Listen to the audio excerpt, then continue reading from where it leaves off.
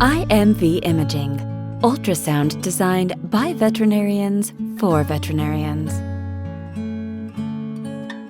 At IMV Imaging, we provide you with the best imaging equipment and technology, creating confidence in your clinical diagnosis. We don't just sell ultrasound. We build long-term relationships to support you clinically, technically, and with any other challenges that come your way. We understand in your career, you never stop learning. As a doctor of veterinary medicine, your career is enriched by education. With IMV Imaging, you can build on your knowledge with our online resources, which include webinars, case studies, quick guides, and so much more. All of our devices and products are advanced successfully by implementing ideas inspired by the needs of our customers, veterinarians. With over 35 years of experience in designing and manufacturing veterinary ultrasound equipment, IMV Imaging is dedicated to supporting you and your equipment.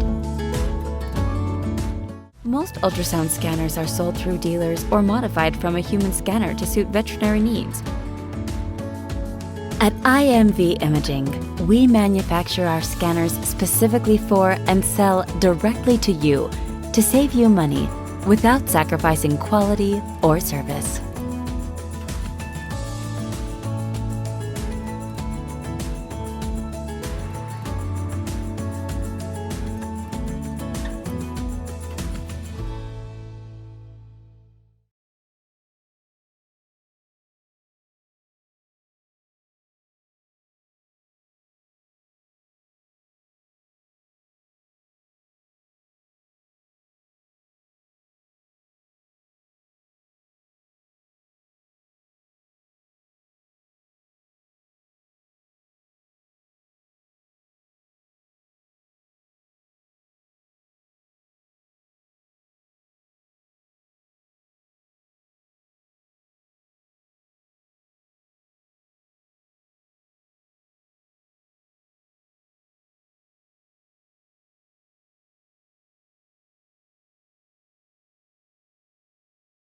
Hello, my name is Larissa Respondek, and I am the Director of Credentialing for the Texas Veterinary Medical Association. We're delighted you could join us today for the first ever TVMA Everywhere virtual conference. This session is one of the featured presentations in our library of pre-recorded, on-demand sessions. This session with Dr. Heidi Cooley was recently filmed at her location in Washington State. On March 10th, you should have received links to 4 pre-recorded sessions that include this session. On-demand presentations are great as they give you the freedom to watch them at your convenience. Access to these sessions will be available from now until June 14th. An additional 3 pre-recorded sessions will be added to the library after March 14th for a total of 7 pre-recorded sessions. These sessions represent a total of 18.5 CE credits. Should you be interested in purchasing the digital conference proceedings, you can do so by logging on to the TVMA website at www.tvma.org and going to the online store. The cost for the digital proceedings is $15. It can be downloaded from your digital library within your profile. Start making plans now to attend the 2022 TVMA Annual Conference and Expo. We have hopes to have an in-person live event complete with incredible CE, fun social events, and trade show. Mark your calendar for March 3rd through 6th at the beautiful Kalahari Resort and Convention Center in Round Rock. This resort is home to the largest climate-controlled indoor water park in North America. Without further delay, I would like to introduce our speaker today, Dr. Heidi Cooley. Dr. Heidi Cooley, who works on Banfield's Client Experience and Advocacy team, writes about how rewarding it is when veterinarians build great relationships with clients. Before beginning her current role at Banfield, Dr. Cooley practiced as a clinical veterinarian at Banfield Hospitals in North and South Carolina. She now works with hospital teams on client experience at more than 1,000 Banfield hospitals nationwide. Dr. Cooley is certified in hospice and palliative care, earned her bachelor's and doctoral degrees from Auburn University, and recently became a certified client experience professional. Thank you. Client experience, client care in the time of COVID-19. My name is Heidi Cooley, and I'm a veterinarian in Vancouver, Washington. I received my veterinary degree from Auburn University. I have completed certification in veterinary hospice and palliative care, as well as certification in client experience. I serve as a senior manager of client experience and advocacy for Banfield Pet Hospital. In session 1, we're going to do a COVID retrospective, a lot of my personal experiences going through 2020 in Washington State. And then we'll get into some client experience basics. There's a lot of client experience knowledge out there in the world, usually related to other businesses. I think it's really important, and I've really enjoyed learning about this area of business knowledge and adding it into my veterinary experience. The agenda for session 1 will be reviewing a kind of timeline and impact that COVID-19 had on my personal experience as a veterinarian in Washington State. Kind of an overall, where are we now in terms of veterinary industry and veterinary practices. Client experience basics, which a big part of examining your client experience is using feedback. And we'll end with feedback both in the hospital as well through social media. So timeline and impact. In 2019, when I looked through a lot of the literature, whether it's web-based, Facebook sites that are veterinary related, a lot of the concentration was on wellness and burnout. Self-care was a huge topic. In medicine, opioid abuse, CBD use, a lot of that was focused on making ourselves better and reaching out to new things. So veterinary skills needed, or what we were really, I think, as a veterinarian, I was working on was self-care and wellness, and then helping clients who think pets as their first child. So a lot of the millennial work of how we can connect with different generations and different ideas of where the dog or the pet fits in their family. In 2020, my experience and a lot of what I found doing some searches, the words used were emotional and conflict and frustrated clients, a lot of scientific debate, especially around masks or COVID in general, and then an overwhelming fear of conflict, fear of disease. And what we found, or what I found, the most valuable skill and the skill that made me get through 2020 was a lot of innovation and resilience. I think everybody knows there was a universal impact of COVID-19. No matter who you were impacted. So less travel, more stress, less income. And even if there wasn't less income in the moment, is the concern for less income going forward. My personal timeline in Washington State may be different from yours. We were one of the earlier states to be affected. My timeline started in February, but when you look at retrospectives, the information in the scientific community really started coming out in January. The first state case in Washington was January 21st. So this is when my local media started really picking up that there's an unusual virus. As January progressed, my personal experience where I got the hint that this was real was about February 12th or 14th, where I was having a conversation with a colleague of mine who's an epidemiologist. And she really had that underlying feeling that this is not just a flu. This is not avian influenza scare. This is a real thing. And then by the time our state got to February 29th, there was a state of emergency issued. A lot of this was regarded to Seattle and the Seattle nursing home outbreaks, which Seattle's about 3 hours. So it seemed real, but definitely kind of just up there. When everything got very real was about March 13th to 15th. March 13th, our schools closed. We were issued a stay-at-home order, and it was very alarming because we were one of the first states to really push the stay-at-home. And there were definitely my whole family on the East Coast who were living a normal life, and our lives had definitely changed. In veterinary medicine, March 15th was crucial because at that point, the restrictions went on veterinary practices. Washington restricted any non-essential procedures, and that interpretation was very difficult because how do you determine what's non-essential? If you don't spay a dog and it gets pyometra, that would be something that we considered essential and harmful to the pet. If we didn't do a rabies vaccine on time, as much as it's a preventative care and vaccination, if that dog were to bite somebody, it would have consequences. So between March 15th and May 19th, there was severe restrictions on what veterinary practices could do. We did not restart non-urgent medical care until May 19th. So that's where I was back in early 2020. And kind of where are you now, or where the whole industry is now? It really honestly depends on your situation. Do you have children? Are you a part of a family that's been affected? Are you able to work from home? Do you have a practice where social distancing's easy? Do you have children at home you have to take care of? So there's a lot of different factors on how individuals were affected.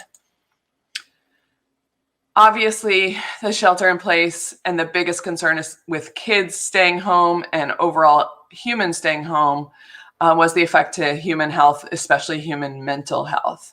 And the studies are coming out. I believe there's going to be just bundles and bundles studies going forward on the effect to human health. But stay-at-home orders, 47% of people who had stay-at-home orders reported mental health effects. It's really important when you see these effects where difficulty sleeping or eating, substance abuse up by 12%. And then even other medical conditions were worsened due to the worry and stress over the coronavirus. So, 47% is a lot. And you compound that in veterinary medicine with the extra stresses that our teams had, and you wonder how high that percentage really is in our industry. So how is your practice now? And when I talk about practice, I know there's practice owners out there, but practice includes associate doctors, technicians. Everyone has their way they work within veterinary medicine, and how has that affected you is really important. So in the veterinary industry, impact to veterinary demand was very big in Washington state. It was great, and they were celebrating all the empty shelters. And I am so happy that people went to pets to help their mental health and to make them feel more safe and secure. But all these newly adopted pets needed to go to veterinarians, which added to more pets for hospitals to see. There were a lot more people at home. So the more you're at home, maybe you didn't observe your dog itching and scratching all day because you were at work. Maybe you didn't notice that they've slowed down or they're eating less. So when you have more hands-on observant clients, again, that can lead to more pets needed to be seen. As I just talked about earlier, a lot of normal or preventative pet care was delayed in the early pandemic. And in Washington state, that delay came between March and May. So when the restrictions were lifted, we were in June, July, and August, which is a very busy time of year anyway for veterinary practices. So the veterinary practice went into a busy season with 3 months of catch up. So again, more pets to see in a shorter amount of time. Another thing that was seen was a reduced capacity of emergency clinics. Emergency clinics had less staff due to COVID, had more pets due to various different things, and they were unable to take some of the less emergent cases and really asked the general practitioners to keep them in-house and do what they could do. So when we have increased volume, the concern is, does this cause increased stress to our hospital associates? And this was just one part of the increased stress. When there was less staff available, and staff could become available because they were sick, you definitely see veterinary hospitals, just like every other business, getting affected by COVID and having to change their staffing or close down for a couple of days. But there was also reduced availability for people who had to take care of their kids. Spouse, had to work, and they had to decide who's working and who's staying home. Obviously, increased stress due to exposure to COVID. The more you're working with the public, the more you're categorized as an essential worker, that gives a lot of stress. Am I going to get it? How close should I get to this client? And then we did see, and in client experience, this was big, was clients with less patience. Just as everyone else is stressed, a client who's stressed may have less patience. You might not be able to get away with some minor mistakes or longer waits than you did before this occurred. And when you change processes, so there were a lot of changes in everyday processes, and some of these changes continue to change throughout the months. Changes of any kind is hard for people, and whether it was the staff or the clients, these changes definitely increase stress to our teams. So in general, my observation of all veterinary practices, the impact tended to be increased employee stress, decreased efficiency because of new procedures, new ways of doing things, increased client and pet volume, and a lot of decreased availability. In my town, there's 3 veterinary hospitals, and I believe 2 of them are refusing to see any new clients. And so when there's less and less ability to see clients on a widespread basis, that availability can become concerning. So in my world, the client experience impact, there are lots of different ways increased complaints happened. Longer wait times and decreased availability, I feel, is something that veterinary hospitals are used to dealing with. There's definitely times where there are longer waits because emergencies came in, or because someone called out just for a flu, or a number of different times. There's also decreased availability, again, because you have more appointments. Maybe this Saturday morning's really busy, so you can't get some pets in. That is not uncommon. So when these 2 maybe increased in complaints, those are things that we usually have pretty well down, or veterinarians have down, of how to address them. The change in process was very new. Veterinary practice usually deals with process changes, has time to plan for them, has time to warn clients about them. And these all occurred on the fly.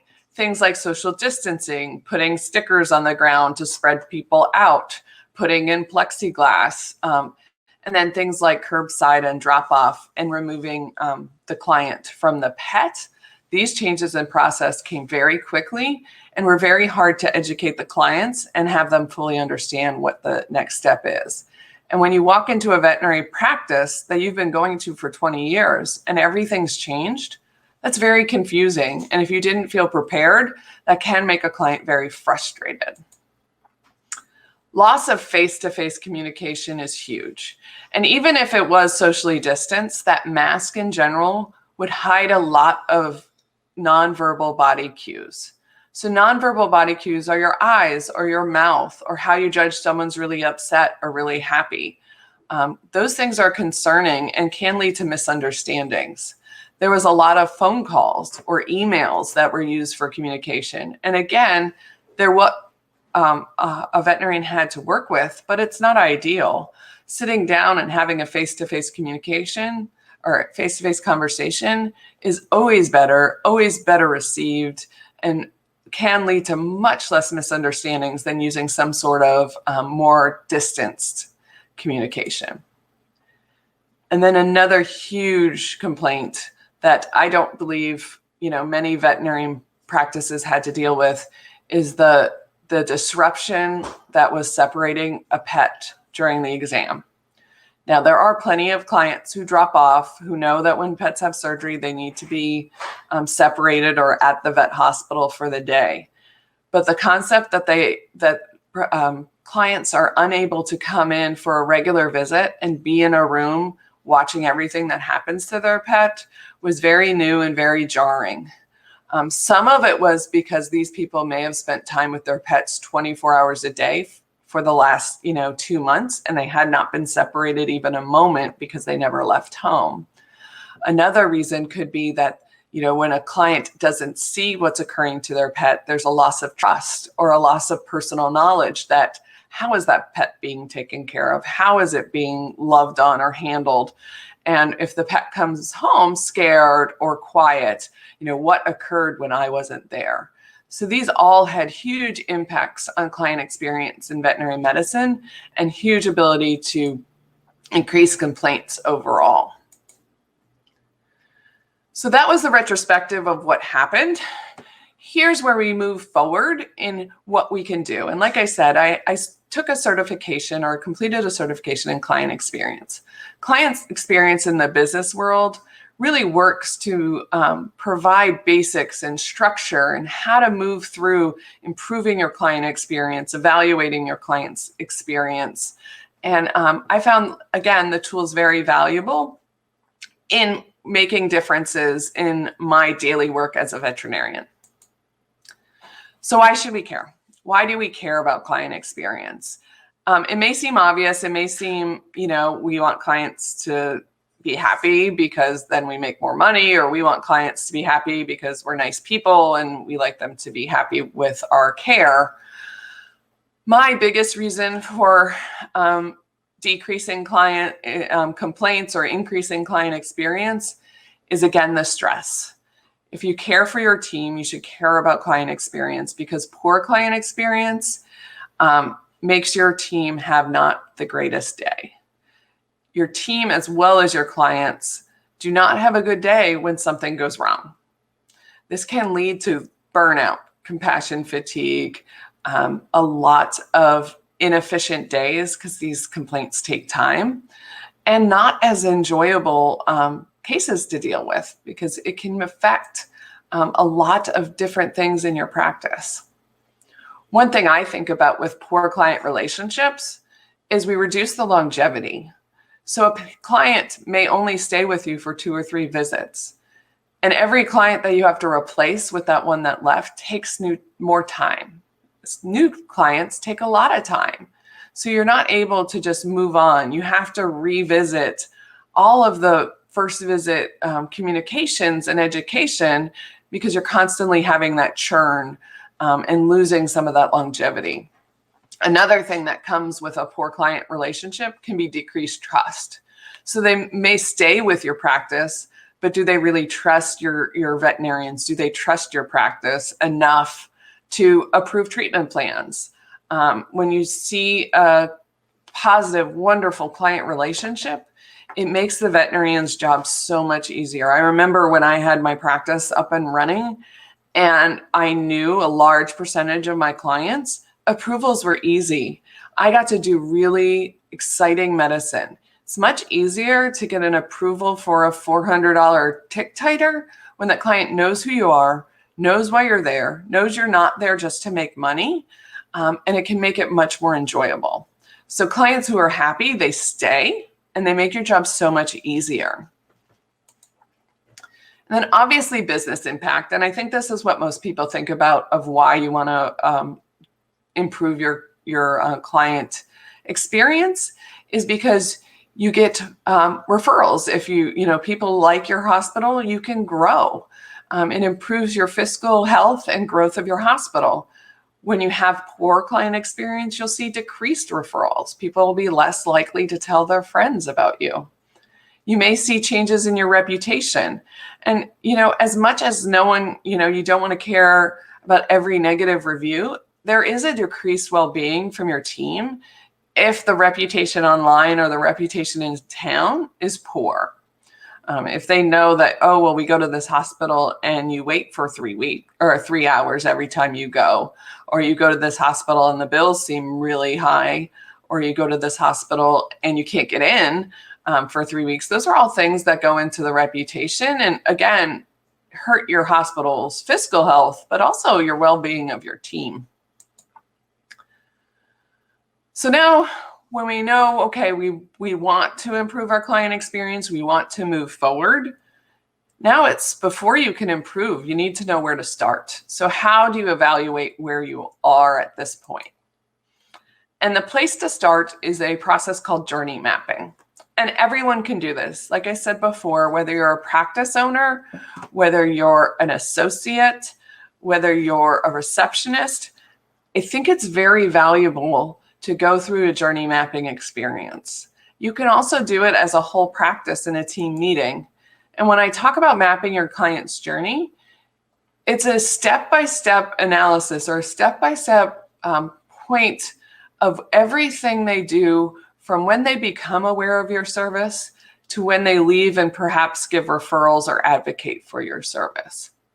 This is a 6-point client journey. You can make a 600-point journey.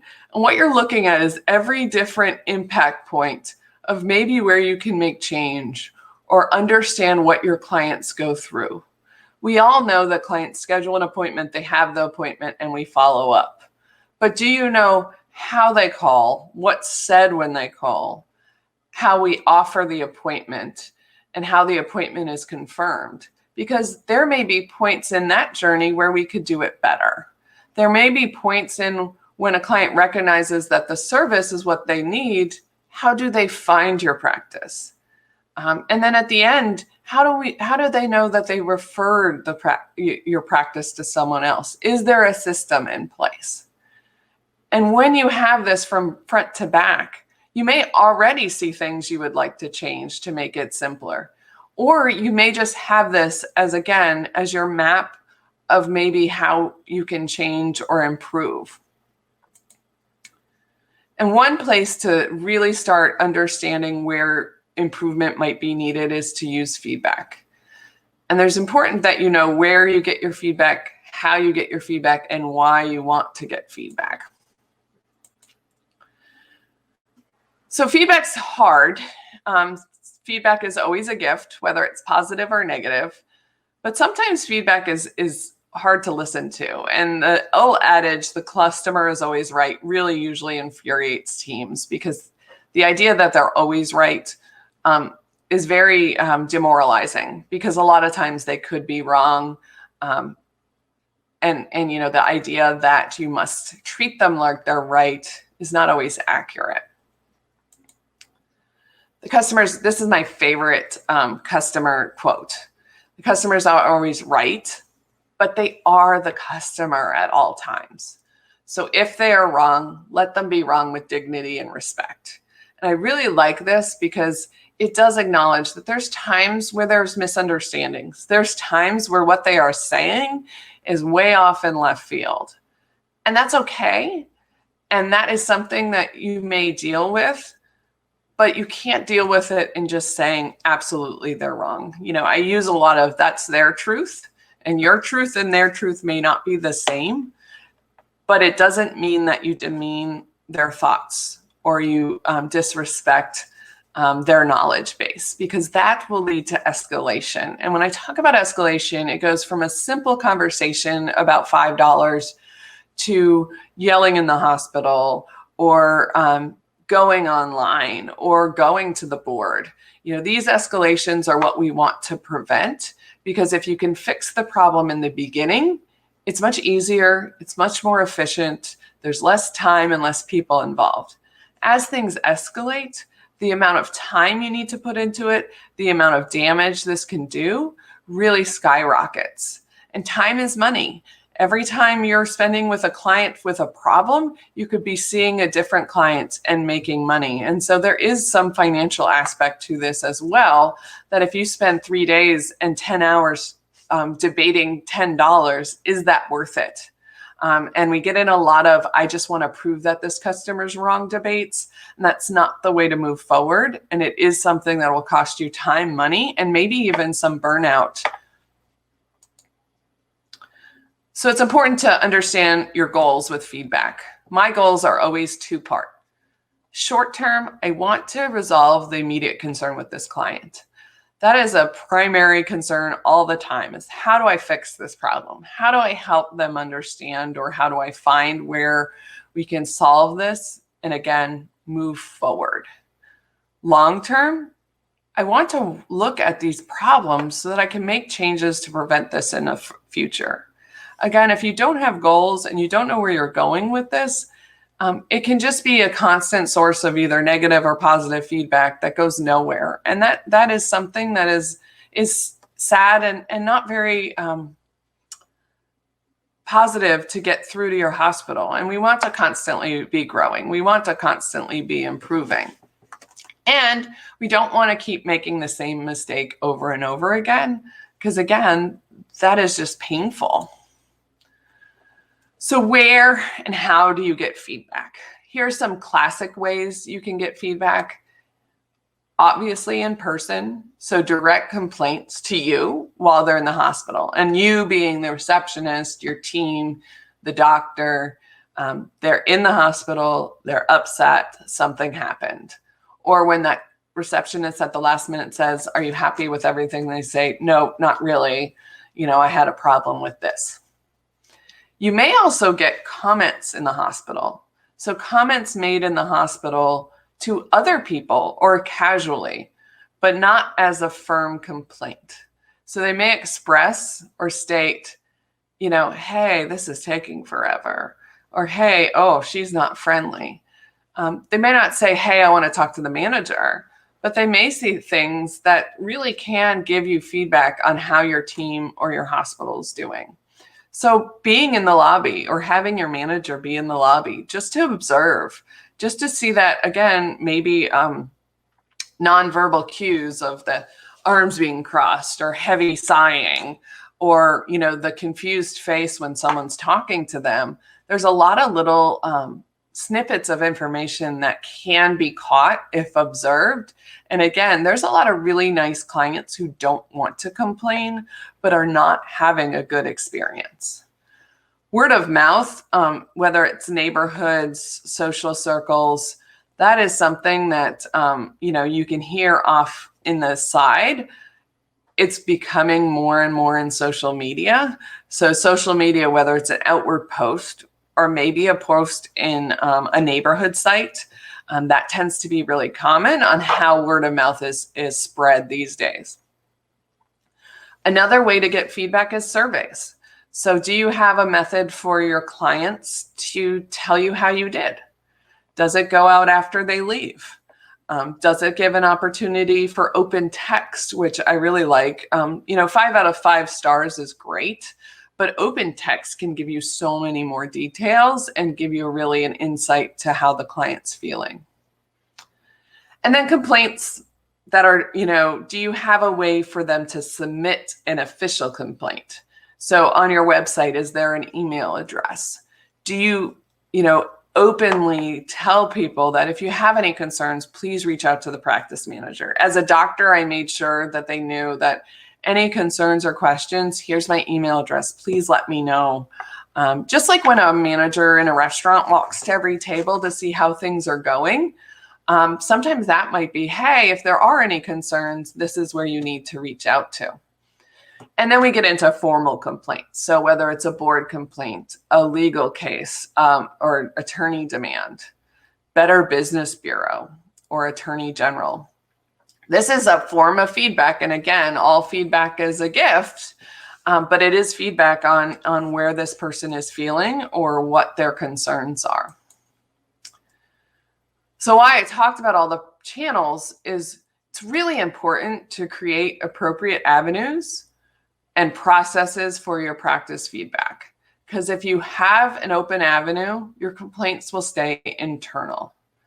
When conversations occur where you want them to, escalation onto social media, legal, or state board will decrease. If you think about if they can complain directly to you in an avenue you want, maybe that prevents them on going in Yelp or going to the Better Business Bureau. A whole idea of feedback and client experience is that the complaints stay internal so you can deal with them without them plastered all over the world, or something like a state board, which could affect your license going forward. Now, this is what most people consider the best feedback, which is positive feedback. But I really want to challenge you that feedback, when it's happy, is more than just cards and cookies. And you really need to take it as seriously as negative feedback. So does your business have a way for clients to provide positive feedback? Again, avenues and channels. Obviously, if they go on Yelp and tell people how wonderful you are, that's great. But how does that get back to you? Do you check the internet? Do you check those sort of things? Do you have a way, like a happy card that's, a lot of hospitals have cards where they can, send an appreciation to an associate. So they need to have a firm way. If you're really happy with your visit, we have, please let us know. Please let us know what we're doing to make a difference. And I usually was very insistent that we solicit positive feedback as much as we ask about negative feedback. So again, that receptionist who says, how did everything go today? Is kind of looking for any problems, or did you have any problems today that we need to address? But it's important, and I would, as a doctor, say, hey, you saw Susie as your vet assistant today. How did you enjoy working with her? And then when they said to me, yes, she was amazing, or she was super helpful or very educational, I could go back to Susie and say, these clients felt you were very educational, and thank you. It seems like your communication with them was very good. So not only did I have they liked you, or they were happy, or hey, this person bought us cookies, I also have the point of why they did that, or what was the behavior that we want to reinforce. And then do you thank your clients when they give you positive feedback? It's really important. And again, more than, hey, thanks, we appreciate it, is thank you. Your positive feedback makes a big influence on our hospital, or your positive feedback lets us know what we need to keep doing, which is really important for our growth. So you want to turn positive feedback into best practices. So how to pull the behaviors out of the compliment. You look for phrases that link to behaviors in your client's journey. So again, this is why we put out that client journey. So when you get that feedback, you can say, okay, this point, this person was happy. Or in general, we get a lot of compliments about how easy it is to make an appointment, or how efficient this doctor is. And you put these compliments, again, in the keep doing list. Every hospital should have, this is what we need to keep doing, and this is what we need to stop doing, and this is what we need to decide what we're doing. Share compliments with the team and celebrate them. I think we're really good at that. I think we're really good at saying, hey, we got this compliment. But everyone remembers negative way more than positive. So really reiterating how important positive feedback is, and anytime something is positive, bringing it back to the team. We're constantly dealing with compassion fatigue, or teams being, beat up. So the compliments are really important. And then use the positive feedback to evaluate changes you make. I think of client experience as very scientific. So you'll make a change, you'll give it a couple of weeks, and we'll talk about change management in the next talk. And then you want to look at your impact. So did this change make an impact? And that could be, we changed the way our receptionist answers the phone, and then we got a ton of people saying we were super friendly. So that tells me that that change in answering the phone made an impact, that our clients are happier. So those types of little experiments and using feedback to know that you did make a difference is really important. So positive feedback analysis. So this is a typical positive feedback situation. This is regarding euthanasia. So on Sunday, we made the agonizing decision to seek euthanasia for our beloved 14-year-old dog. I just wanted to say that the staff went above and beyond. Your staff was perfect, from the wonderful doctor to the 2 angel assistants and front desk person. Each of them took wonderful care of our baby. They accommodated us quickly and explained what would happen, and were gentle and calm. We do not believe our baby was stressed or afraid during the process. The staff let us be at our worst while giving our dog their best. Thank you, thank you, thank you, with love and gratitude. So a lot of us will read this, we'll all go, yay, this was wonderful, and then we move on to our day. But I would challenge you to do more. When I talk about looking at key phrases, you want to pull out what made this experience great.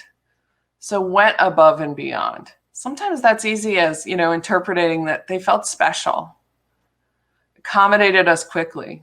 It was easy to get an appointment, or it felt like, that we were put importance on them.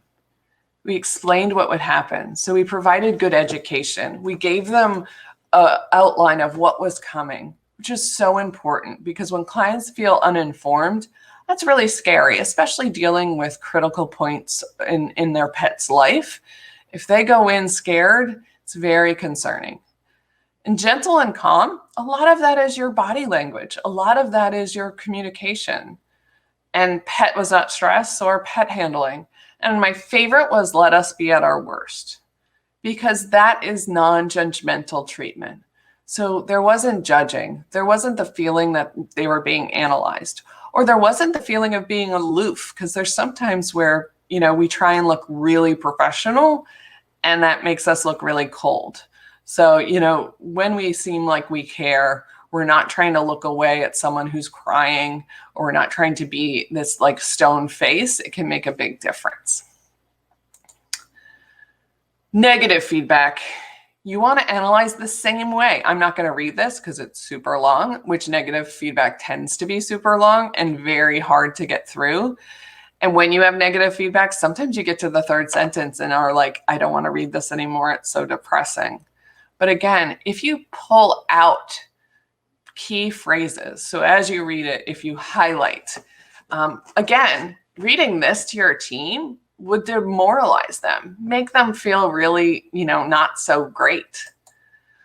But if you look for descriptive language and you can summarize to your team that we had some comments that we weren't smiling, we had some comments that people were charged and didn't know it, we had some comments that we were not clear with our communication. Rattled off is one of my not favorite comments, but I think it tells a lot about doctor communication, or even, any of our team's communication, because rattled off really combines the speed that we're talking, the patience that we have to tell our clients things and educate them, and kind of our opinion that the client doesn't matter. So there are certain words that tell us more than just, they didn't understand. But they didn't understand and they were offended, or they felt unimportant, or they felt like we weren't trying to do more than what was needed. It's really important. Not what happened is interesting, because sometimes that we thought everything that happened was what they wanted and it wasn't. So how do we fix that? Irritated, and this was the doctor seemed irritated, and the no acknowledgement that it being a difficult day. So this is the opposite of the last one, where they said that we made them feel comfortable even when they were at their worst. There was no acknowledgement that they were at their worst. There was no acknowledgement that this was a really hard day. And that's hard because, you may only see this client twice a year. And I know that you've seen 40 pets that day, or you've dealt with 1 billion different pets, or you've done 5 euthanasias that week, but the client hasn't. And if our team doesn't recognize that this is the maybe one time they've come in a year, or maybe the one time they've come in 6 years, and there's no acknowledgement, or it just seems like a routine procedure, that can be really hard for the client. That is a disconnect, because this is the most horrible day in their life, or the hardest day in their life as a pet owner. And if it just feels like the team thinks this is just another day, that can be emotionally brutal. And especially with euthanasia, it's hard enough because there might be already some inner fighting going on of whether they should do this or not. And then when it seems like it's unimportant to other people, is that a judgment? Is that something that's telling them that they're doing something wrong? So how to respond to the feedback? You've gotten it, you've read it, you've pulled out those behaviors. At some point, you're going to need to talk to this client. So negative feedback basics. You want to reply quickly. I think 3 days is appropriate. Obviously, people, as soon as you can, and if you're available in 24 hours, that's great. If it's past 3 days, I think it starts to become the client questions if they're important. Listening without judgment is really important. So listening to all the details without bias. So it might have been you who treated the dog. It might have been you who went over the discharge. If the client has a different opinion of what happened, it's really important to listen without that prior knowledge getting in your way, because you will drown out what you don't want to hear, and that can really lead to escalation or the client not feeling like you listened. overall, this is a hard one for teams, are the two middle ones. So listening without judgment and apologizing. I know when I graduated, 20 years ago, you don't apologize because then they'll sue you and it's bad. And that's all gone now. I mean, we need to apologize. It's been proven in studies that apology makes no difference in people's desire to sue or court cases. So I usually use the intent is for all clients to have a good experience. So I apologize that we didn't meet their expectations. I don't apologize that I did something wrong, because there's times I didn't do anything wrong.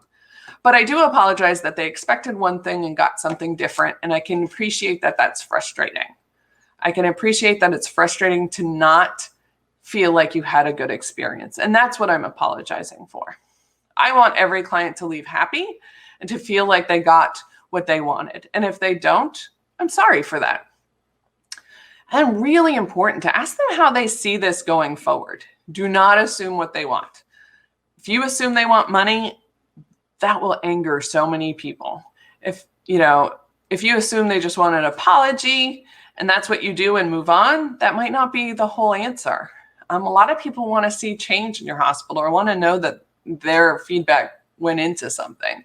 So sometimes I'll say, we're going to try some new things. I'm going to follow up with you, on your next visit. If this isn't the same, I want you to let me know again. And they just want to know that no one's going to have their experience again, or they're not going to have that experience again. So when someone comes to you with a complaint, there's basic steps to follow. So you want to listen, you want to empathize, you want to support, and you want to solve.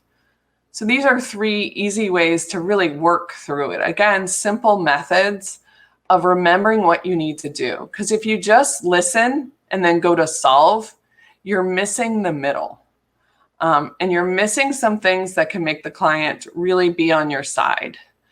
You're not trying to solve the problem on your own. You're trying to work with them to solve a problem. Because again, you don't know what a solve is until you've been through all the steps.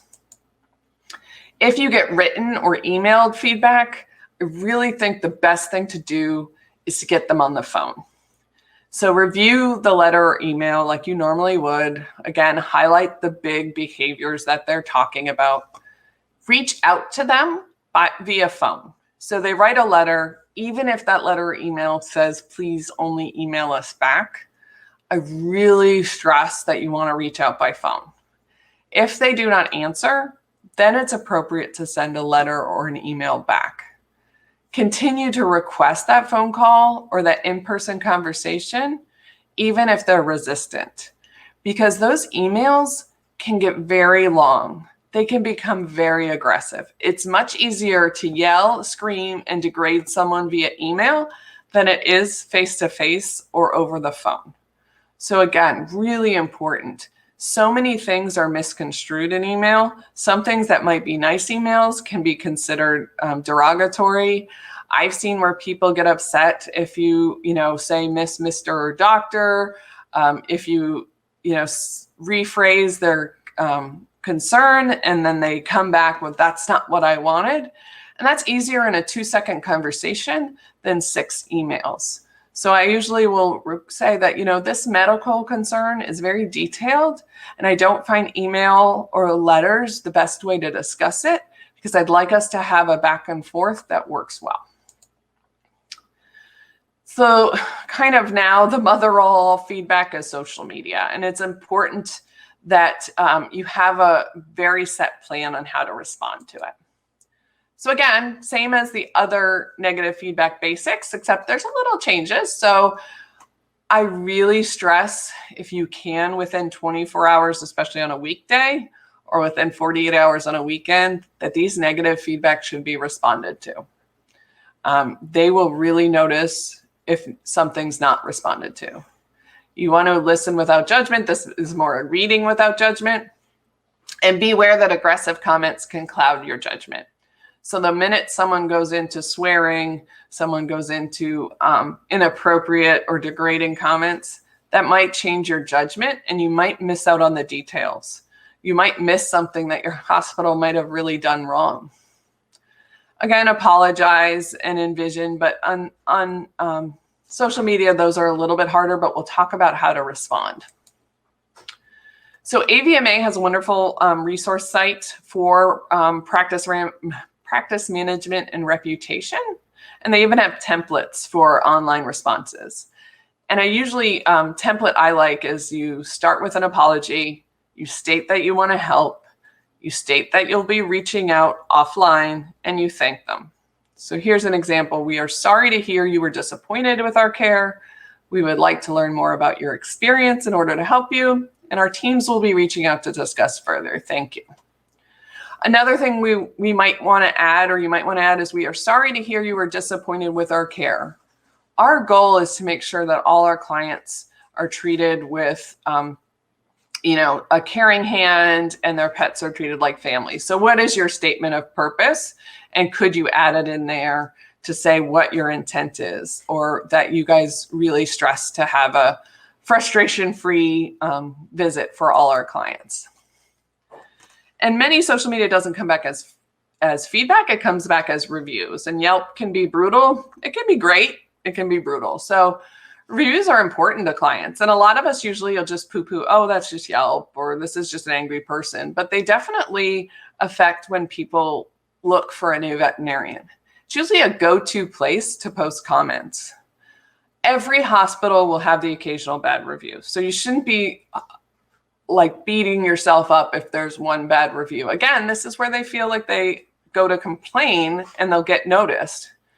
You really want to promote positive reviews. So if you are on Yelp or Facebook or Instagram, be happy to, shout it out. If you have a survey, could it link to your Facebook site so they can add positive reviews? Again, respond online if appropriate. Reach out quickly. And if you do, get them on the phone and discuss and resolve their concerns. At times, it may be polite to say, hey, I know you put a post up. Would you mind taking that down now that we fixed your problem? When I say respond online if appropriate, there may be things you don't respond to. There may be things that if this was posted last week and you only respond today, it might look worse. So really trying to think through what you want to respond to and what you don't. What not to do on social media. Do not attack the attacker. So make sure, and this could be anyone on your team. If someone posts something and someone on your team responds, in an aggressive, negative way, that is a concern.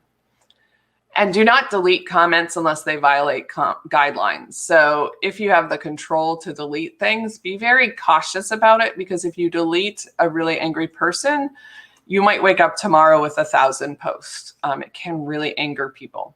Do not write your own positive reviews. That will get figured out. Do not have your family members, write positive reviews. Really just get your clients to write positive reviews. Do not pretend to be someone else on social media, and do not respond more than once to a review. There should not be a long conversation out for everyone to read. And I see a lot of people trying to pretend to be someone else to respond. That always gets figured out. Again, AVMA has a site on responding to complaints and criticism, so I would recommend you check that out. Other things that our teams tend to struggle with is when things aren't true. And I hope everyone knows the internet is not always true and there's no truth police. It is important to know platforms have specific rules. So in Yelp, you can request certain things that maybe are racial or discriminatory to be taken down. Bad language in certain posts can be flagged. And what you'll do is flag it for removal. If some things have people's names in it, you can request it to be removed. I always recommend the person who has that name be one of the people who asks for removal, because that has the most power to say, this is my name, it's being used poorly. I would request that you take it down. Another thing to consider is confidentiality affects a veterinarian's ability to post back. We don't want to get in a long debate online, but we can't either, because to discuss this client's medical record online breaks confidentiality between our patients and ourselves. A client can put 700 things about their blood work and their x-rays or even their documents online, but we can't. So it's important to understand those restrictions and why so much we need to get them offline. Your response should be brief. You should respond quickly. And again, there's times where it's not appropriate to engage. Then when social media gets ugly, like defamation, I love the AVMA resource, Feed a Fever, Starve a Troll.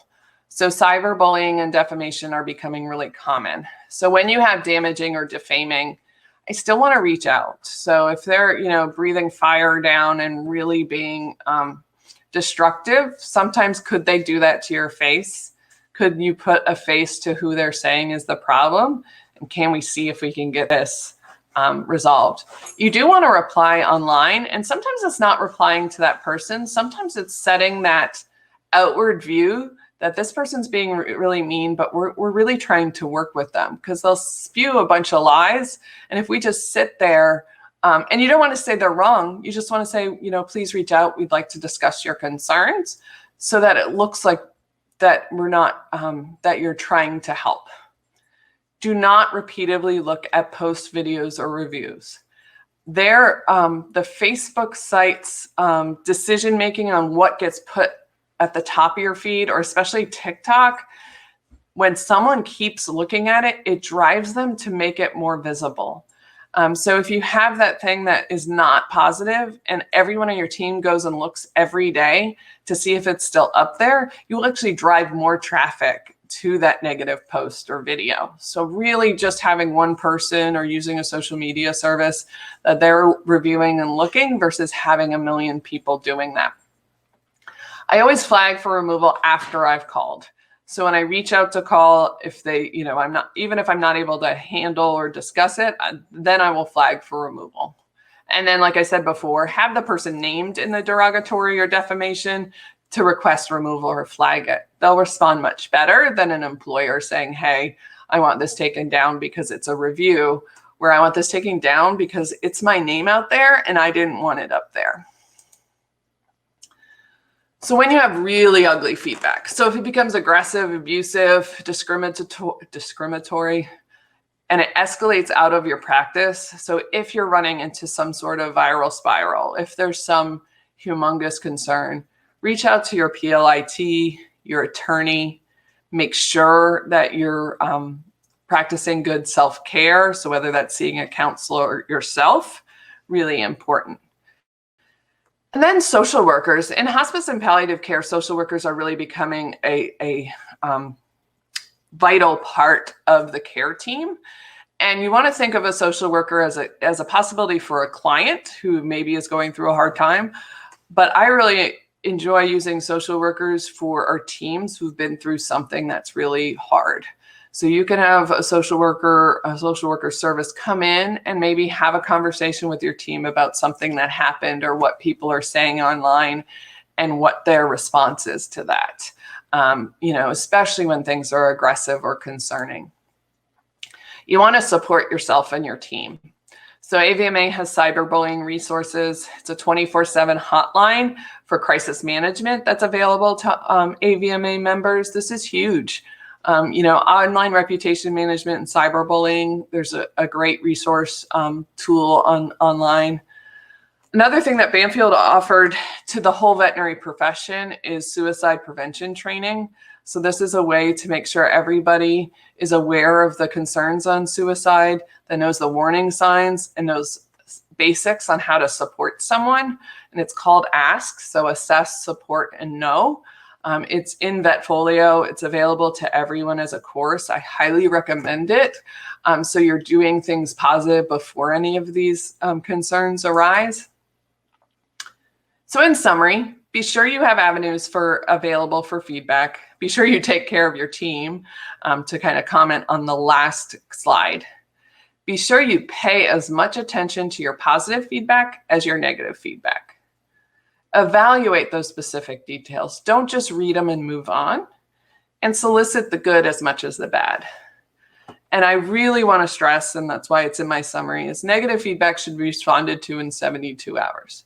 If you sit and wait, if you procrastinate, if you don't swallow the frog, which I think is a business term, it's going to be worse.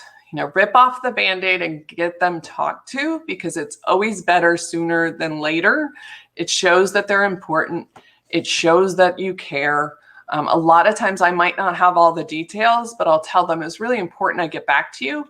And we're going to have a second conversation, but I wanted to make sure you know that we're taking this very seriously. And I wanted to make sure that you were aware that I am working on this. So in our next session, we'll discuss considerations and change. If you ever have questions or questions after this session, please feel free to reach out to me via email at heidicooley@banfield.com. Thank you very much. Hello, this is Client Experience, Client Care in the Time of COVID-19, Session 2. I'm Heidi Cooley. I'm a veterinarian in Vancouver, Washington. I received my veterinary degree from Auburn University. I've completed a certification in veterinary hospice and palliative care, as well as a certification in client experience. I serve as a senior manager of client experience and advocacy for Banfield Pet Hospital. In this session, we're going to discuss considerations and change, which was very common during COVID-19. There was a lot more to consider. But it's important to note that these things that we learned or the things that we had to do during COVID-19 are really valuable going forward, even into 2021 and 2022, because they can make a huge difference in your practice. So in this session, we're going to review again the COVID impacts. I'm going to discuss a little bit about client culture, the considerations we had to make in 2021 and how they could be considered going forward, some change management for your hospital, and customization, which again became a huge push in COVID-19, but probably was a push we needed overall. So COVID impact. Again, we all know this impact of less travel, more stress, less income, or the concern for less income. And again, we saw more pets. So the veterinary industry had all these adopted pets, had clients who were more hands-on, had delays in regular pet care. And I didn't mention last time, but there were also delays because clients weren't able to travel. And there was stay-at-home orders, but there were also clients who were immunosuppressed. There were clients who had children at home. There were a lot of different things that got in the way of normal pet care. And also the emergency clinics, they definitely had reduced capacity. So when you look at the business world and basic client experience across the world, supporting client service during the corona crisis was very difficult. In this one Harvard Business Review, difficult client calls increased from 10 to 20% in one of these businesses. So if you went from spending time, and all of these were complaint calls, but the difficult ones that took more time or took higher management to work through increased by 10%. And then financial hardship calls increased by 250% in the span of a week. So if you have one person in a typical practice dealing with either complaint calls or financial hardship, when that increases by 250%, you didn't automatically add, 2 to 3 more people to handle it. It's still one person. So that became very difficult for most practices. In the last session, we discussed why there might have been increased complaints in veterinary industry, and included longer wait times, separation from the pet, decreased availability, changes in the way we do things, and the loss of face-to-face communication. I always stress with my teams that COVID added stress to everyone. So it's important that COVID has added a layer of stress to our clients, to the pets in some ways, and to our teams. So we're all in the same storm, but we're not all in the same boat. So your boat might be different than mine. Some people are in beautiful, comfortable yachts, and some people are in dinghies that are sinking. So a client who walks in, who's had very minimal effect from COVID, and walks into a whole different world where everything they expected has changed, that's really hard. That can be really disruptive and very confusing. That can be something that maybe you don't understand as an essential worker who's been out in this storm every day. There are people as well on the other aspect where everything in their world has been destroyed and there's been major upheaval. And they walk into the veterinary hospital and it's one more thing that's not the same. So, there's a wide variety of impacts, even, within the country. So my experience in Washington State is very different than my parents' experience in South Carolina. So always forward during this, demand that we seek to understand the other person's position, that we listen to concerns to find solutions, and that we continue to have a mindset to overcome. And I think seeking to understand, listening, and working towards overcoming these things are all skills that will help now, but they also will help in the future. Because if you think about, a year ago, if you had skills in troubleshooting, innovation, and resilience, or efficiency, or the level of skills that come after 2020, that would be amazing for veterinary practice. That would be amazing for life. But that could really make a difference on how effective we are as veterinary professionals. So I really stress client culture. Client culture is really important, and there's a standard for it these days. Zappos is one example. Zappos phone center tells people to really connect with the client. There's one lady, I think, that I heard on NPR that talked to a customer for 12 hours about a shoe return. Obviously, they talked more than the shoe return, but the client culture of how you treat people and what the expectation is, I think definitely has changed in my lifetime in veterinary medicine. How you assess the client culture in your team. My favorite way to ask a team about how they feel about clients is to have them describe them. And you want to do this not in we're going to talk about how to treat clients better, let's describe them. I would just make this a cold conversation. And in a hospital team meeting, hand out blank pieces of paper, hand out crayons, and ask them to draw a client. If your team is all drawing monsters, you have a client culture issue and you have a team, possibly even burnout issue. So know how they feel. Because if you feel like a client is a monster, how are you going to go and talk to them? You're going to be nervous. You're going to be scared. You're not going to look them in the eye.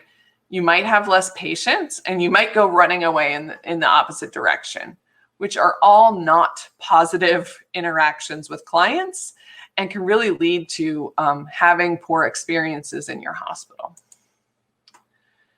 Every interaction with a client either builds the relationship or breaks it. I always think about stepping stones. Each visit is a stepping stone almost towards that relationship building bigger and bigger.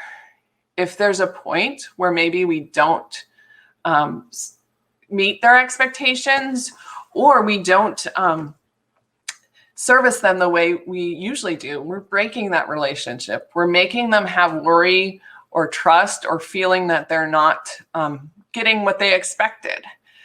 And that is a big problem. And like I said before, or maybe in the prior session, is client relationships are huge for your ability to do good medicine.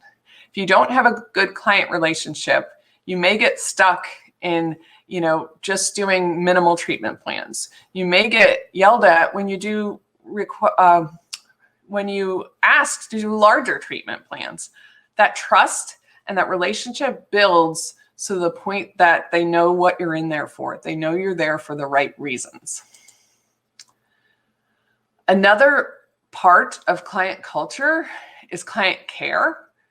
And we all know how to care for dogs, or I hope as veterinarians.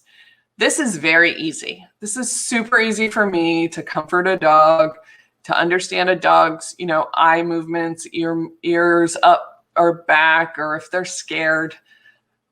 But as a veterinarian, dealing with people or knowing how to care for them is very foreign. And this is a skill that needs to be built.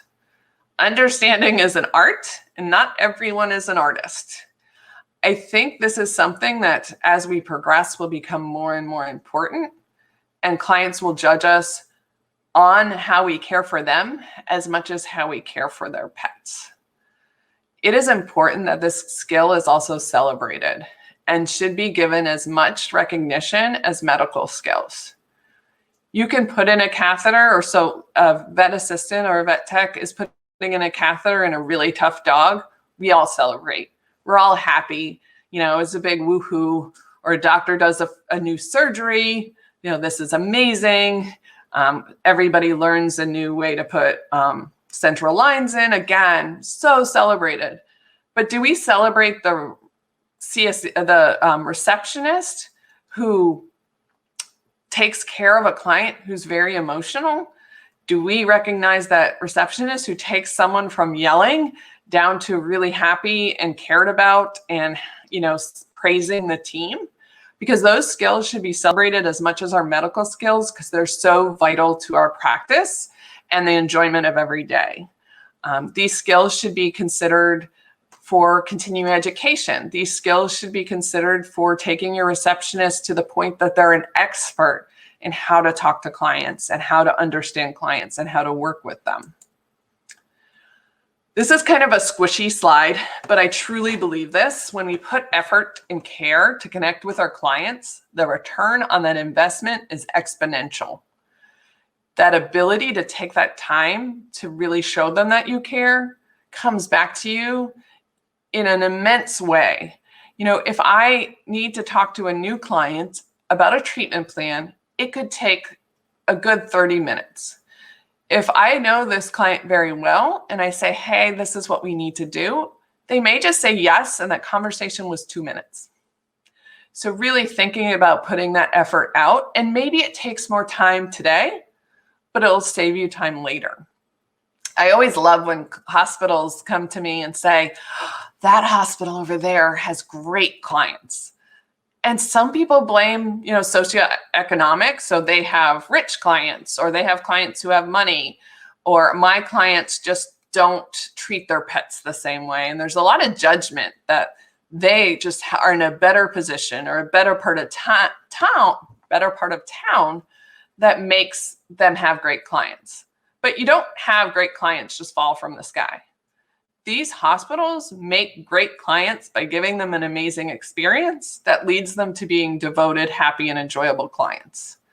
And it's interesting because if 99% you're giving them a happy, enjoyable experience, that one time where something goes wrong, or that one time that maybe you don't do as good of a job and you disappoint them, is much less impactful.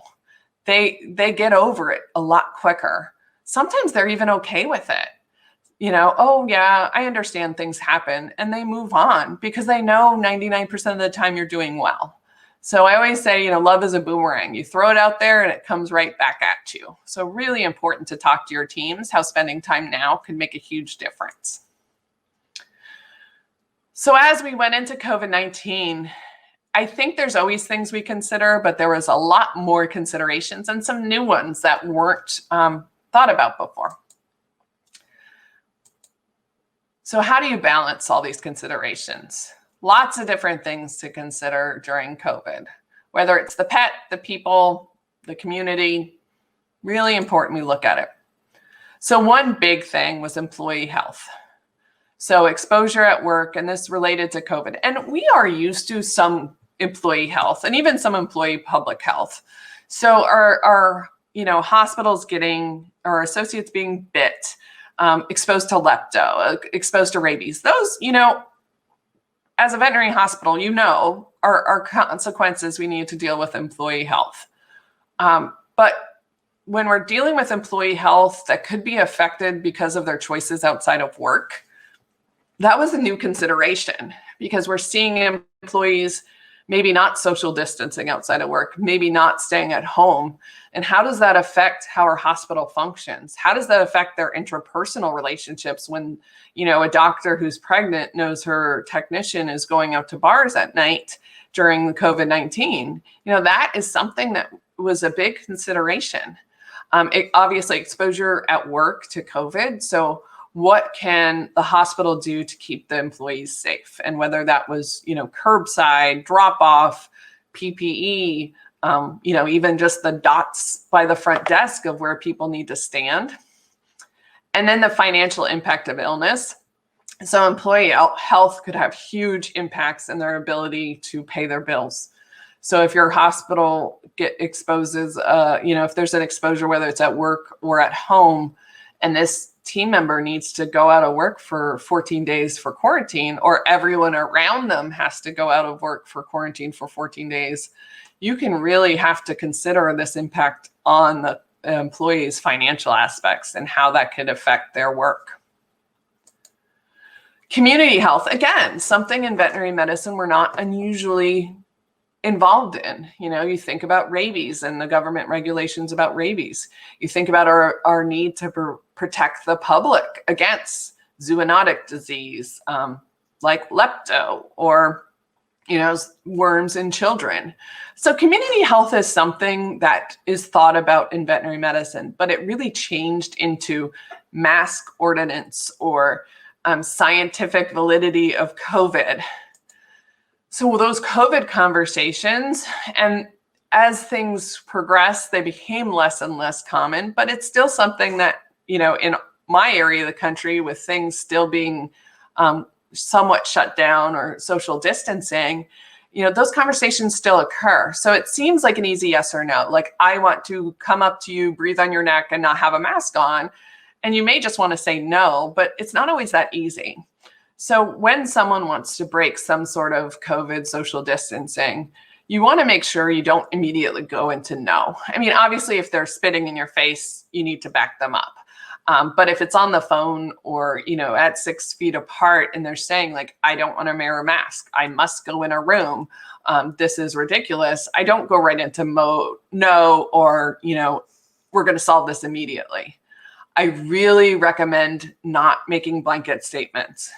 When you say it's against the law, that is something that I don't think works. So if someone's coming in and your state overall says everyone needs to wear a mask in establishments and they don't, I think they're aware that there's a law that they're breaking, because if they went to the grocery store or someone else has told them. And I don't think they care about the law. So again, trying to be efficient, making blanket legal statements don't always help. And if any chance you're going to be wrong with that legal statement, it's just going to flash back in your face. You want to resist in engaging in scientific debate or the merit of masks. Again, are you going to make a difference? I don't think so. Are you going to convince this person that everything they think is different? I really don't think so. So when someone comes in and asks me why maybe I won't see a pet in a room, or we're doing curbside, or, how come, I can get my nails done, but I can't sit in a room with my pet?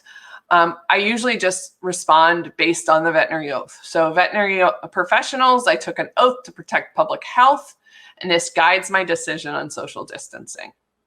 So as a veterinarian, as a medical professional, I just hold myself to a higher standard, and I need to make sure I'm doing my part to keep the public healthy.